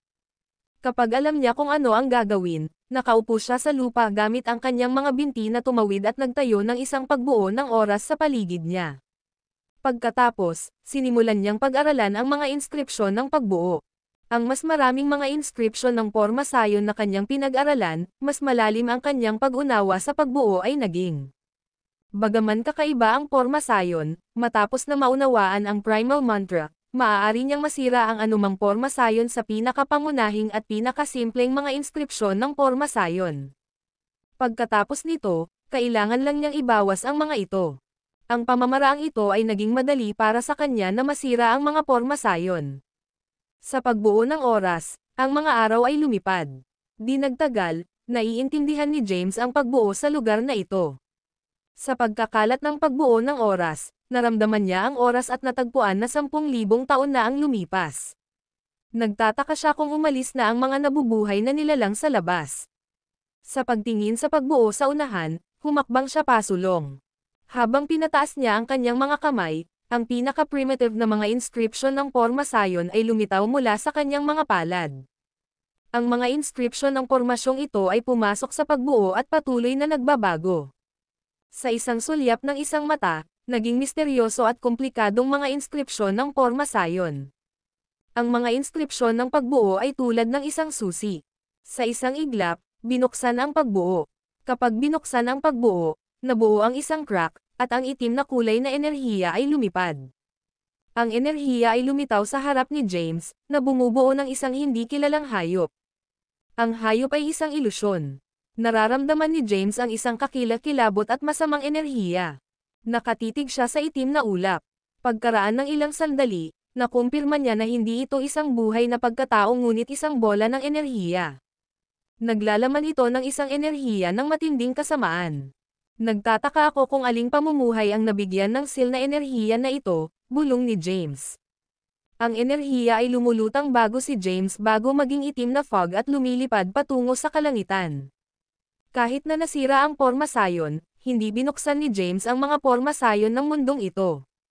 Sa makatuwid, ang enerhiya na may kulay na itim ay hindi maiiwan ang maliit na puwang. Ang enerhiya na ito ay kahanga-hanga. Kung maaari kong dalhin ito sa akin, ang aking kapangyarihan ay tataas pagkatapos ng pagpino nito. Hinaplos ang kanyang baba, naisip ni James na gamitin ang enerhiya na ito para sa paglilinang. Ang enerhiya ay malakas. Ito ay napakalakas na natakot ito ni James.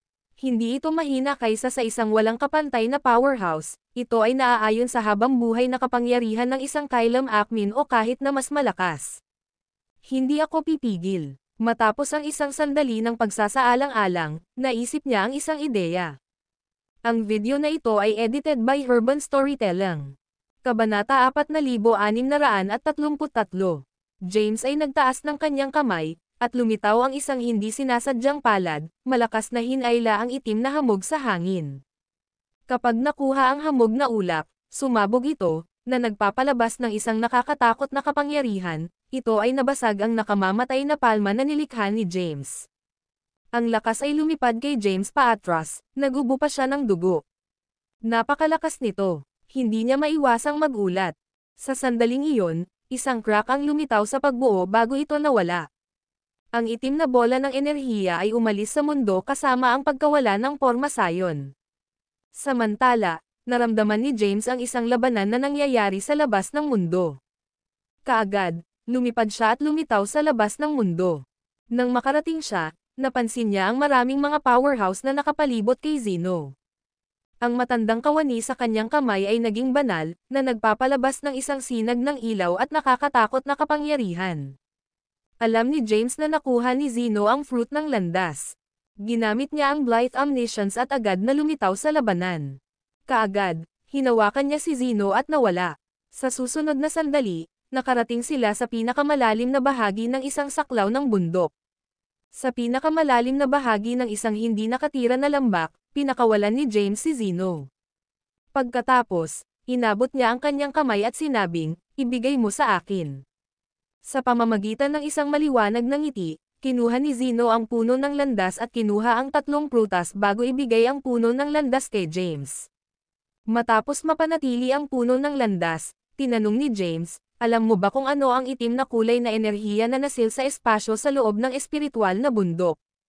"Hindi ko alam ang tungkol dito," casual na sagot ni Zeno. "Ano ito?" tinanong ni James, "Kung papayagan ko ito ngayon, magiging panganib ba ito sa mundo?" "Bakit mapanganib?" Ngumiti, sinabi ni Zeno, "Kahit na ang enerhiya ay malakas at masama, hindi ito gagawa ng kasamaan. Hahanapin lamang nito ang Panginoon nito." Nang marinig iyon, naging interesado si James. Tinanong niya, "Sino ang master nito? Ito ba ang Peerless Powerhouse na nabanggit mo dati?" "Haha." Tumawa si Zeno at sinabing, "Mahina ka pa rin. Hindi ka may kakayahang maunawaan ang pinakamahalagang lihim sa 10 distrito.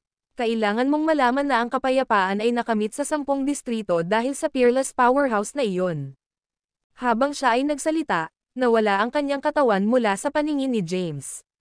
Kahit nawala na ang kanyang katawan, ang kanyang tinig ay lumusak pa rin sa lugar. "Aalis na ako. Kailangan kong sundin ang bola ng enerhiya na ito at hanapin ang aking dating kaibigan.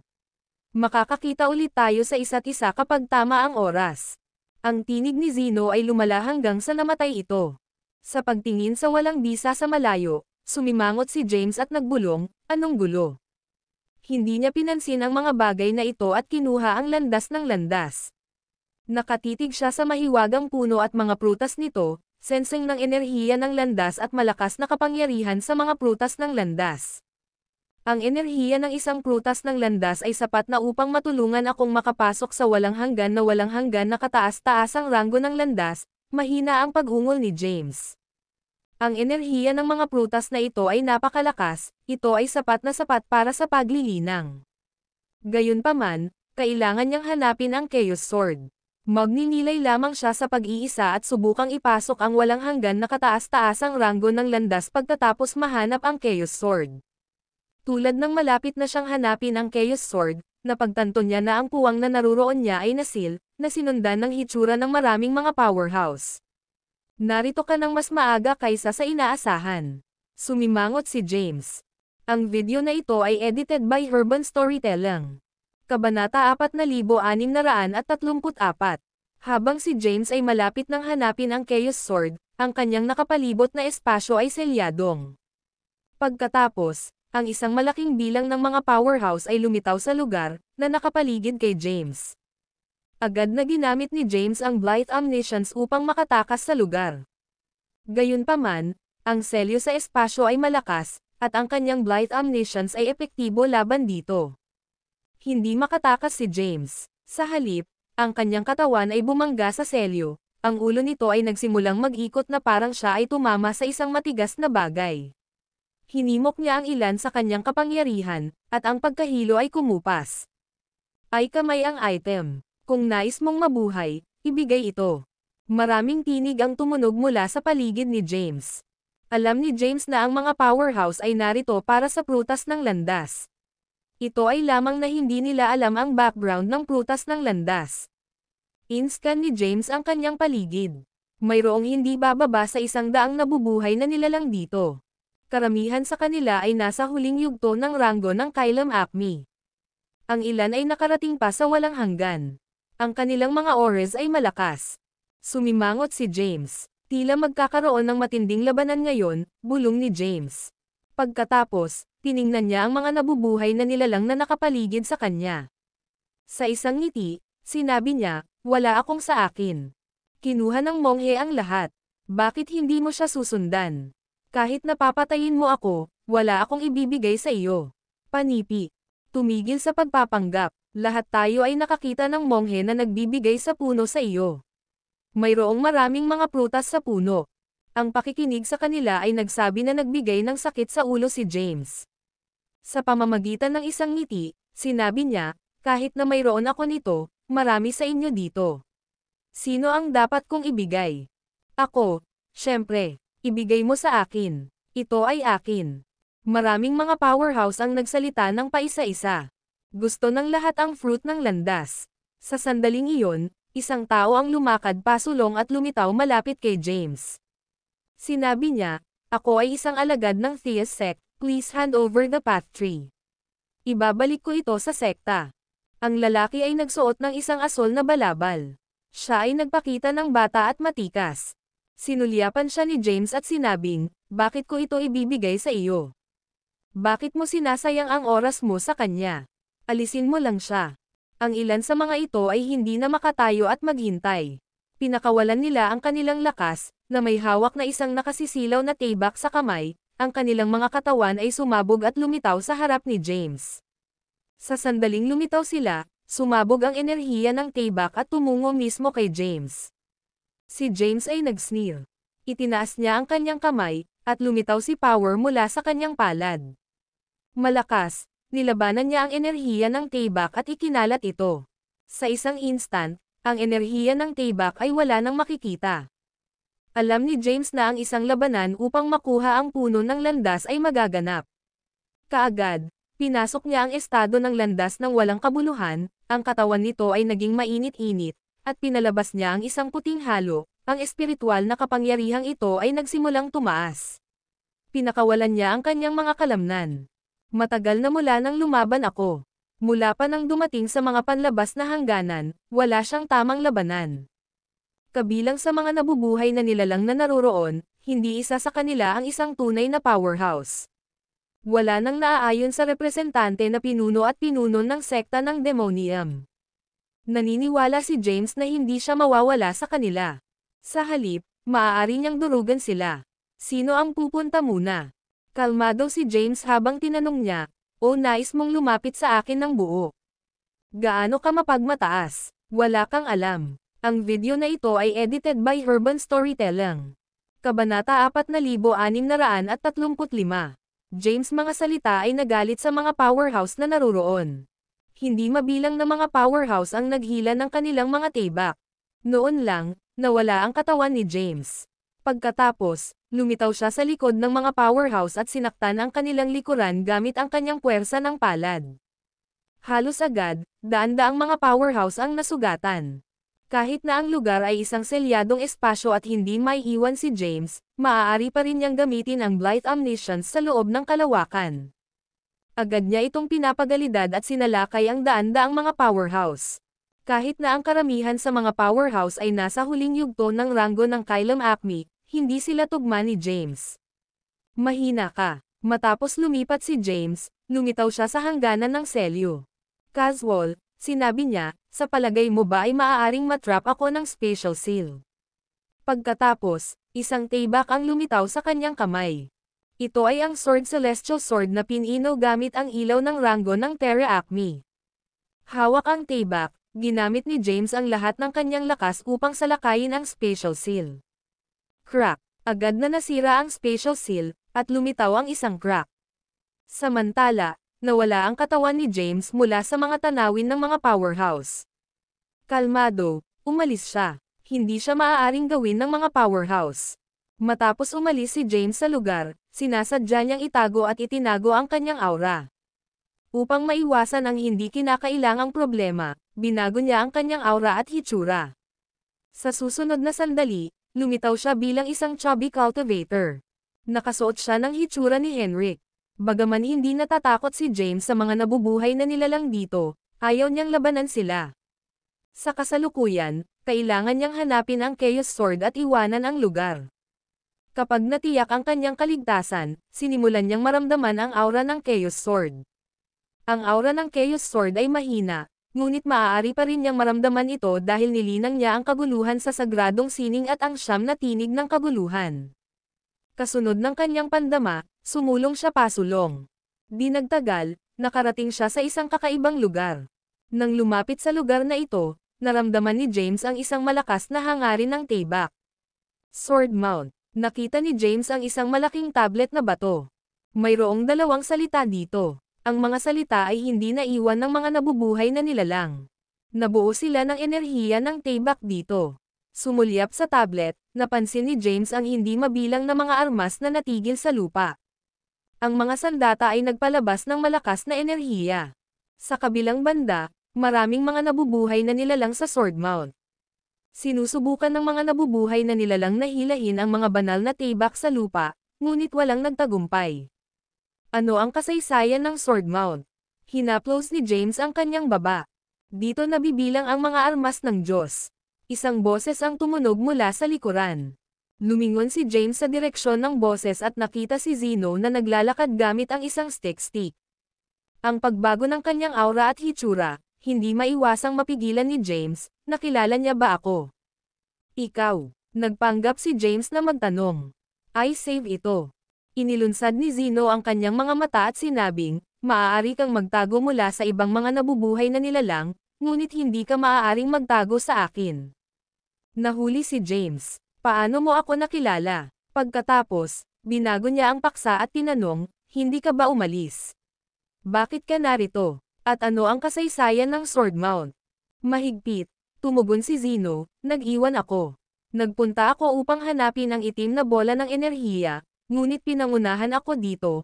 As para sa lugar na ito, narinig mo na ba ang demonyong taybak, si Windalgones? Umiling-iling si James. Alam niya ang ilang mga sikat na powerhouse sa siyam na distrito ng Endlos, ngunit wala siyang ideya kung sino si Win. Ang video na ito ay edited by Urban Storytelling. Kabanata 4636.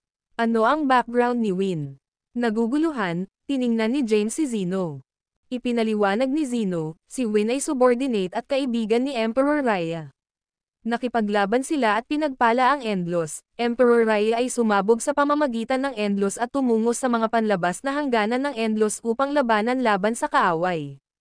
Nagtaka si James. Ang mga panlabas na hangganan ng Endlos. Ibig bang sabihin ay mayroong puwang sa labas ng Endlos? Sigh. Bumantong hininga si Zeno at sinabing, walang nabubuhay na naaalala ang mga bagay na ito. Tumigil sa nakalilito sa akin. Hindi maiwasang sumigaw si James. Ubo, ubo. Bumalik si Zeno sa kanyang katinoan at binago ang paksa. Sinabi niya, si Win ay ang numero 1 powerhouse sa landas ng taybak. Ganun ba? Nag-alinlangan si James sa mga salita ni Zeno habang tinanong niya, Ang dating pinuno ng sekta ng Saber ay hindi mas malakas kaysa sa kanya. Tungkol dito, matapos mag-isip ng ilang sandali, sinabi ni Zeno, narinig ko ang sekta ng Saber bago. Ang taong ito ay may talento. Sinubukan pa niya ang paglikha ng universal na sword art, sadly, nabigo siyang lumikha nito at naubos lamang ang kanyang isip. Kung nakumpleto niya ang universal na sining ng sword, maaaring magkaroon siya ng isang pagkakataon na manalo laban kay Win. Hindi naniniwala si James kay Zeno. Samantala, hindi nag-abala si Zeno na ipaliwanag pa. Nagpapatuloy siya, pinangunahan ako dito mula sa pagsunod sa itim na kulay na enerhiya. Ang enerhiya ay pumasok sa pinakamalalim na bahagi ng sword mount. Kung tama ako, ang lugar ay dapat na selyadong ni Emperor Raya. Nagtapos siya ng tibak ni Win upang maisil ang lugar. Naguguluhan si James. Nang walang sinabi pa, lumakad si Zeno kasama ang paglalakad na stick. Pagkatapos, nawala siya sa paningin ni James. Pinanood ni James si Zeno umalis.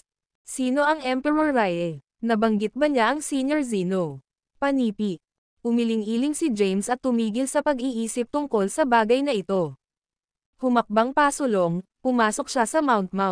Matapos pumasok sa bundok ng Tibak, napansin niya ang maraming sandata. Ang mga banal na Tibak ay may mataas na kalidad. Kahit na ang pinakamahina na sandata ay mga armas ng Diyos ng Akmin. Bukod, ang bawat banal na Tibak ay naglalaman ng isang nakakatakot na kapangyarihan. Maraming mga nabubuhay na nilalang ang nais ng mga sandata dito, ngunit ang mga sandata ay natigil sa lupa. Hindi mahalaga kung gaano kalakas ang mga nabubuhay na nilalang, hindi nila mailabas ang mga sandata. Sinubukan din ni James na hilahin ang Tibak mula sa lupa. Gayunpaman, kahit na matapos na hinihimok ang lahat ng kanyang kapangyarihan, hindi pa rin niya maiiwasan ang sandata. Matapos ang maraming mga pagsubok, sumuko siya. Nagsimula siyang maghanap para sa aura ng Chaos Sword. Di nagtagal, nakarating siya sa lalim ng Sword Mount. May mga nakatayo na tablet na bato sa lugar. Sa harap ng bawat tablet na bato ay isang Tibak, at ang mga kataas-taasang pamamaraan ng Tibak ay naitala sa bawat tablet. Tumayo si James sa harap ng isang random na tablet ng bato at tinitigan ang landas ng Tibak na naitala dito. Habang tinitigan niya ang tablet ng bato, naramdaman niya ang isang malakas na hangarin ng Tibak. Bigla-bigla, tila nagpasok siya ng isang kakaibang puwang. Sa may isang peerless powerhouse na may hawak na kahoy na stick. Ginagamit niya ang kahoy na stick bilang kapalit ng isang Tibak. Sa pamamagitan ng isang solong slash, sinira niya ang lugar. Malakas ang lakas ng slash. Maging si James ay hindi maiwasang mapahangal nang makita ito. Gayunpaman, hindi niya natutunan o linangin ito. Ito ay dahil natutunan niya ang Universal Sword Art sa sekta ng Saber. Naintindihan na niya ang samsara. Kailangan lamang niyang lubos na maunawaan ang universal na sining ng Tibak. Ang universal na sining ng Tibak ay sapat na para sa kanya. Iniwan niya ng madali at naramdaman ang kaguluhan sa Tibak. Ito ay nasa unahan. Nang madama niya ang aura ng Chaos Sword, nagmamadali siya. Di nagtagal, nawala siya at lumitaw bago ang isang tablet na bato. Ang Chaos Sword ay nasa harap mismo ng tablet ng bato. Naglakad si James at hinawakan ang Chaos Sword. Gamit ang lahat ng kanyang kapangyarihan, sinubukan niyang hilahin ito. Gayunpaman, kahit gaano kahirap ang sinubukan niya, hindi niya ito mailabas. Para bang ang Chaos Sword ay nakadikit sa lupa. Matapos subukang hilahin ito ng ilang beses, sumuko si James. Nakaupo sa lupa, tiningnan niya ang tablet ng bato sa harap niya. Ang mga inscription na naitala sa tablet ng bato ay misteryoso. Nang tiningnan sila ni James, nalilito siya. Ang video na ito ay edited by Urban Storytelling. Kabanata 4637. Ang mga inscription na ito ay hindi ang Supreme Chaos Script. Patuloy na tinitingnan sila ni James. Nabigla siya. Ang mga inscription ay ang mga inscription ng paglilinang ng siyam na tinig ng kaguluhan. Kailangan ko bang malaman ang siyam na tinig ng kaguluhan na naitala sa tablet ng bato at gamitin ang kapangyarihan ng mga tinig upang hilahin ang kaguluhan ng Tibak? Malumanay na nagbulong si James. Kasabay nito, nalito si James. Ang Sword Mount ay naiwan ni Win mga taon na ang nakalilipas, kaya bakit narito ang Chaos Master's 9 Voice of Chaos? Ito ay Sword Mount. Isang boses ang tumunog mula sa likuran ni James. Tumalikod si James at nakita si Zeno sa likuran niya. Bago namatay ang anumang powerhouse ng landas ng Tayback, maramdaman ng kanilang mga espiritu ang pagkakaroon ng Mount at lumipad dito. Iiwan nila ang kanilang pamana sa likuran, ang mga Tayback bago ang bawat tablet ng bato ay mga espada ang mga powerhouse na ginamit noong sila ay buhay. Ang mga Tayback ay susundan ang aura at darating dito, naghihintay para sa bago, nakalaan na tao. Panipi. Nang marinig iyon, naintindihan ni James ang sitwasyon. Nalilito, tinanong niya, mahiwaga ba ang Sword Mount? Kahit na ang mga powerhouses ng Sword Path ay darating dito pagkatapos ng kamatayan. Haha, tumawa si Zeno. Dahil hindi mo alam kung gaano kalakas ang Wind, hindi mo maiintindihan ang lahat ng ito. Gaano siya kalakas? Mas malakas ba siya kaysa sa ranggo ng Chaos? Sinuri ni James. Gayunpaman, ngumiti lamang si Zeno bago mawala. Ang muling pagpapakita ng Sword Mount ay nangangahulugang isang bagong sakuna ay nasa daan. Magaganap ang mga tsa sa 9 na distrito, hindi, ang 10 distrito. Ang boses ni Zeno ay lumala bago pa man mawala. Marami kang pinag-uusapan. Hindi pinansin ni James ang mga salita ni Zeno. Sa pagtingin sa Chaos Sword sa harap niya, huminga siya ng malalim at isinaaktibo ang 9 na tinig ng kaguluhan. With the Chaos, 9 voices, he grabbed the Chaos Sword again. Right then, he felt the Chaos Sword shaking. Urging his strength, he slowly pulled out the Chaos Sword. As he pulled out the Chaos Sword, the dazzling light of the Universal Sword Art shone from the Chaos Sword, a terrifying sword intent na paputok na Tayback ng Tayback. Ang kaguluhan ay nakakaakit ng atensyon ng mga powerhouse sa malapit. Sa isang instant, daan-daang mga nabubuhay na nilalang na nakapaligid kay James. Sa ilalim ng tingin ng mga nabubuhay na nilalang, dahan-daang hinugot ni James ang Chaos Sword. Gamit ang Chaos Sword sa kanyang kamay, siya ay mukhang isang walang kapahamakan na Swordmaster. Anong dakilang kapangyarihan? Hindi mapigilan ni James ngunit mabigla. Gayunpaman, bigla niyang naramdaman ang isang hindi pangkaraniwang aura at nakamamatay na enerhiya sa paligid niya. Pag-scan ng kanyang paligid, napansin niya ang maraming mga powerhouse na nakatitig sa kanya. Si James ay pinapalakpakan ang Chaos Sword sa kanyang kamay. Hindi niya pinaplano na manatili ng matagal. Pumunta siya rito upang makuha ang kaguluhan ng Tayback. Ngayon na mayroon siya nito, wala siyang pakialam kung may iba pang mga armas o kasanayan sa pirma na naroroon. Gusto niyang umalis. Fellow cultivator, mangyaring maghintay sandali. Isang boses ang tunog. Pagkatapos, isang tao ang lumakad papunta kay James. Di nagtagal, lumitaw siya bago ang huli at pinigilan siyang umalis. Ano ang gusto mo? Sinulyapan siya ni James. Sinabi ng lalaki, ako si Sir Partholan ng Theus Sect, ay pakiramdam ng kaguluhan sa iyong Tayback. Ang Tayback ay dapat na mula sa kaguluhan, pagsasaya sa akin. Ibabalik ko ito sa aking guro, paano tungkol dito? Ang isang kaguluhan na sinundan sa pagbanggit ng lalaki na Partholan, marami ng mga powerhouse na naruroon ay tumagal ng ilang mga hakbang pabalik.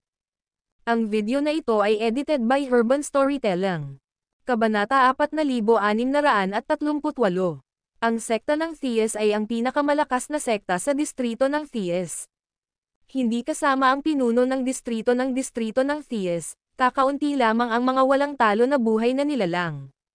Bukod sa mga matatanda ng sekta ng Theus at maraming mga powerhouse ng sekta ng Demonium, kakaunti lamang ang mga agarang alagad ng pinuno ng distrito ng Theus ay hindi mapigilan. Samantala, si Partholan ang pinakalumang alagad ng pinuno ng distrito ng Theus. Si Partholan ay sikat sa Theus District, ay kumakatawan sa pinuno ng distrito ng Theus at ang sekta ng Theus. Kaya, matapos niyang sabihin ang kanyang pangalan, ang mga nabubuhay na nilalang na nais ang Tayback sa kamay ni James ay sumuko. Alam nila na hindi nila makuha ang Tayback kung kasangkot ang sekta ng Theus. Nakatitig si James sa Partholan. Si Partholan ay mukhang bata at gwapo. Nasa isang asol na balabal. Nang siya ay lumitaw sa harap ni James, inilagay niya ang isang braso sa likuran at ginamit ang isa upang hadlangan si James. Wala akong pakialam kung sino ka. Nagdilim ang mukha ni James habang sinabi niya, na wala. Mapapalo ako kahit sino ka.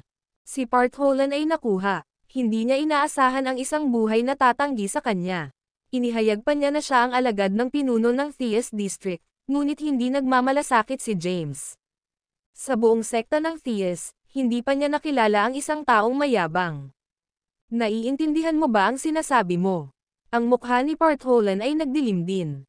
Binibigyang diin ang bawat salita, sinabi niya, sinabi ko, kailangan kong dalhin ang tayback na ito sa aking guro. Paano kung hindi ko ito ibigay sa iyo? Tumingin si James kay Partholland, nagsasagawa siya ng labis upang makuha ang tayback. Ang tayback ay nagmula sa kaguluhan, at siya rin ay mula sa kaguluhan. Sa makatuwid, ang tayback na ito ay kailangang maging kanya. Gamit ang tayback, ang kapangyarihan ng siyam na tinig ng kaguluhan ay magiging mas malakas. Huwag mo akong sisihin sa hindi pagpigil, pagkatapos. Kaagad, nagbago ang mukha ni Partholland, at pinalabas niya ang isang kakilakilabot na aura. Agad na, ang aura ay nabuo ng isang alon ng enerhiya.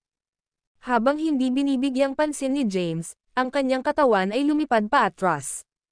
Habang lumilipad paatras, ginamit niya ang landas ng omniscience upang magpainit ng kanyang katawan. Kasunod nito, tumaas ang kanyang espiritual na kapangyarihan, at isang malabong puting halo ang lumitaw sa kanyang katawan.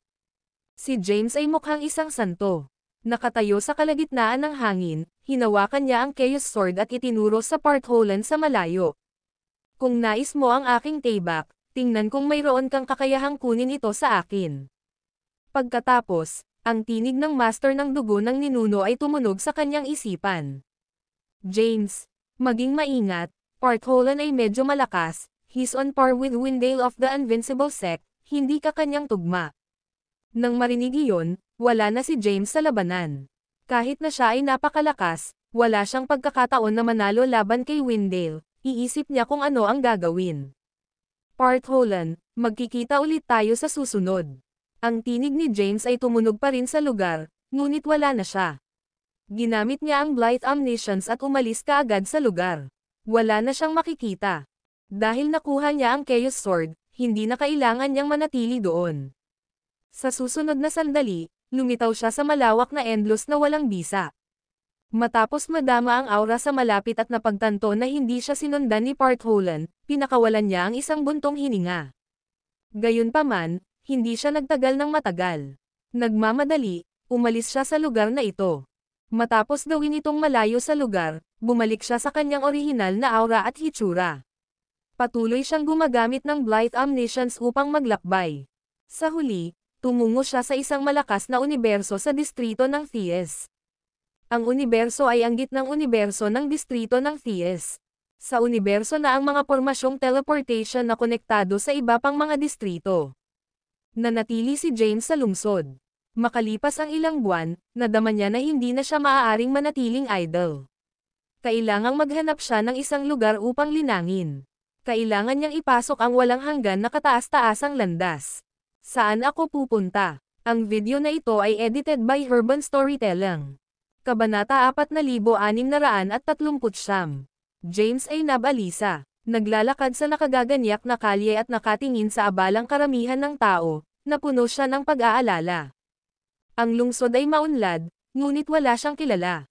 Namiss niya ang bahay niya. Namiss niya ang Chaos District. Gusto niyang bumalik sa kaguluhan. Gayunpaman, alam niya na hindi siya maaaring umalis. Tumatanggap ang akademya ng mga alagad. Panipi, naglalakad sa kalye, narinig ni James ang pag-uusap ng mga nabubuhay na nilalang sa tabi niya. Kaagad, alam niya kung saan pupunta. Alam niya ang tungkol sa akademya. Kabilang sa siyam na distrito ng Endlos, batay sa lakas, mula sa pinakamahina hanggang sa pinakamalakas, ay ang Hazif District, Thies District, Welcome District, Verde District, Sky District, Capron District, Sirius District, Presta District, at distrito ng Aeternus. Ang pangalan ng akademya ay si Verde Academy. Matatagpuan ito sa distrito ng Verde. Ito ang pinakamalakas na sekta sa distrito ng Verde. Nakita ni James ang ilang mga talaan ng siyam na distrito ng Endlos. Dati, kaya, alam niya ang ilang mga sekta sa siyam na distrito ng Endlos. Kabilang sa maraming mga sekta, ang Verde Academy ang pinakamalakas. Bagaman ang mga nangungunang powerhouse sa distrito ng Verde ay mas mahina kaysa sa mga nasa Hazif, Thies, at mga distrito ng Welcan, mayroon silang pinakamalakas na background. Bukod, ang akademya ay isang mapayapang lugar. Kung ang isang tao ay maaaring maging isang alagad ng akademya, makakakuha ng proteksyon ng akademya. Ngayon, kailangan ni James ng isang tahimik na lugar para sa paglilinang. Hindi niya nais na abalahin siya ng mga tagalabas. Kung nanatili siya sa distrito ng Thies, maaaring makita siya ng mga powerhouse ng Thies District. Sa makatuwid, mas mahusay para sa kanya na umalis sa Thies District at pumunta sa Verde District. Matapos timbangin ang mga kalamangan at kahinaan, nagpasya si James na magtungo sa distrito ng Verde. Nagkaroon ng isang pagbuo ng teleportation sa lungsod na kanyang naruroon. Maaari siyang mag-teleport sa distrito ng Verde kaagad. Ito ay lamang na ang teleportation ay medyo gastos sa kanya. Kailangan niyang maglagay ng malakas na enerhiya sa pagbuo ng teleportation. Kailangan din niya ng maraming mga bato sa Genesis. Kahit na kinuha ni James ang lahat ng mga bato ng Genesis na mayroon siya, hindi ito sapat. Kaya, nagsimula siyang magtipon ng mga bato ng Genesis. Makalipas ang ilang libong taon, pagkatapos makakuha ng isang malaking bilang ng Genesis Stones, pumasok siya sa pagbuo ng teleportation upang iwanan ang Thies District. Wala siyang makitang anumang bagay sa pagpasok ng pagbuo ng teleportation. Di nagtagal, lumitaw siya sa isang kakaibang spatial na daanan. Siya ay naglalakad sa spatial na daanan sa loob ng 3 taon. Pagkalipas ng 3 taon, tumigil ang daanan, at naglakad siya palabas ng pagbuo ng teleportation. Nang siya ay muling lumitaw, natagpuan niya ang kanyang sarili sa isang hindi pamilyar na lungsod. Siya ay nasa lugar ng pagbuo ng teleportation ng lungsod. Ang mga pormasyong teleportation sa paligid niya ay patuloy na kumikislap habang ang mga nabubuhay na nilalang ay lumabas sa kanila. Ito ay nangyayari. Tumingin si James sa paligid at hindi maiwasang magulat. Kapag naglakad siya palabas ng lugar, nakakita siya ng maraming mga kwadre sa mga kalye sa lungsod. May mga talahanayan sa mga kwadre kung saan ang ilang mga kabataang lalaki at kababaihan na may puting damit ay nakaupo. Sa gilid ay isang watawat na may mga salitang nakasulat dito. Verde Academy Disciple Recruitment. Nang makita iyon, hinaplos ni James ang kanyang baba. Wala bang dignidad ang Verde Academy? Bakit sila nag-recruit ng mga alagad sa kalye? Kudlit. Naguguluhan si James. Ang Verde Academy ay isang kataas-taasang sekta na puno ng mga powerhouse. Dapat mayroong maraming mga nabubuhay na nilalang na nais sumali sa Verde Academy. Bakit sila nag-recruit ng mga alagad sa kalye? Naguguluhan, lumakad siya papunta sa watawat at lumitaw sa harap ng stall. Hoy, galing ka ba sa Verde Academy? James probed. Isang binata ang nakaupo sa harap ng mesa, ang kanyang ulo ay nakapatong sa kanyang mga braso, walang listahan. Sa harap ng dingding, isang tao ang nag-squatting sa lupa. Sa kabilang banda, ang mga babaeng alagad ay masipag. Ibinibigay nila ang mga flyers sa lahat. Ang video na ito ay edited by Urban Storytelling. Kabanata 4640. Sa 4 na mga disipulo, ang isa ay nakapatong ang kanyang ulo sa mesa ng walang pagod, ang isa naman ay natulala na nakasandal sa dingding, at 2 batang babae ang namimigay ng mga flyer. Nang marinig ang boses ni James, napuno ng espiritu ang 2 lalaki. Humarap din ang 2 babae kay James. Bago pa makapag-react si James, napaupo siya sa upuan. Novel drama. Mangyaring magkaroon ng espiritual na bunga. Narito ang ilang alak. Sinubukan ng mga babae at lalaki na pabor kay James. Biglang iniharap kay James ang maraming bagay. Natarante siya. Kasamang magsasaka, ito ang Tempris House ng Verde Academy. Sundin ang payo ko. Huwag kang sumali sa Tempris House. Kahit na hindi mo na kailangang dumaan sa pagsusulit para makasali sa Tempris House. May mga buhay na nilalang na dumaraan. Gayunpaman, bago pa man matapos magsalita ang buhay na nilalang, natakot siya ng isang lalaki. Naguguluhan si James. Ano ang mali sa Tempris House? May nangyari ba? Kakaiba ang mga kilos ng mga alagad ng Verde Academy na nauna sa kanya. Naghinala si James at tumayo. Ganun pa man, bago pa man siya makatayo ay muli siyang napaupo sa upuan. Ang Verde Academy ay isang magandang lugar. Ang headmaster ng Tempris ay isa sa 10 pinakadakilang powerhouse sa Verde. Siya ay isang sikat na powerhouse sa Verde District. Ipinapangako kung hindi ka magsisisi na sumali sa Tempris House. Tama iyan. Kung makukuha mo ang patnubay ng punong guro, maaari mo itong pakinggan habang buhay. Higit sa lahat, hindi mo kailangang dumaan sa pagsusulit para makasali sa Tempris House. Kung sasali ka sa ibang mga bahay, magkakaroon ng mga pagsusulit. Kahit na mag-apply ka para sa kanila, maaaring hindi ka mapili. Sunod-sunod na nagsalita ang ilang disipulo. Ito ay mahusay. Nang marinig ni James na walang eksaminasyon, agad siyang tumawa. Magaling. Natapos na natin ang gawain. Mag-impake na tayo at bumalik. Pagkatapos sabihin iyon ng isang lalaking disipulo, mabilis na nag-impake ang ibang mga disipulo. Bago maintindihan ni James ang sitwasyon, iniingatan ng mga disipulo ang mesa, upuan, at watawat. Punta tayo sa academy. Umalis si James kasama ang mga alagad. Ang dalawang lalaking disipulo ay naglalakad sa magkabilang gilid ni James, hawak ang kanyang mga braso. Para silang may hawak na kriminal, pero at the same time, parang natatakot silang tumakbo palayo si James. Kasunod ng mga alagad ng Tempris House, umalis si James sa lungsod at nagtungo sa isang espiritual na bundok. Hindi nagtagal, nakarating sila sa paanan ng espiritual na bundok. Madali silang pumasok sa formation. Napakalaki ng espiritual na bundok. Sinakop nito ang higit sa 10,000 light years. Sa lugar na ito ay hindi mabilang na espiritual na mga bundok. Samantala, dinala si James sa isang espiritual na bundok na may masaganang espiritual na enerhiya. May isang maringal na bulwagan sa tuktok ng bundok. Sir, nag-recruit na po kami ng disipulo. Bago dumating ang mga alagad at si Santiago, isang tinig ang umalangaw-ngaw sa espiritual na bundok. May na-recruit na isang alagad. Isang gulat na boses ang narinig. Pagkatapos, isang matandang lalaki ang nagpakita kay James. Ang matanda ay nakasuot ng kulay abong balabal at may balbas. Nakayuko ang likod, tinitigan niya si James. Maya-maya, tumawa siya at tinapik ang balikat ni James.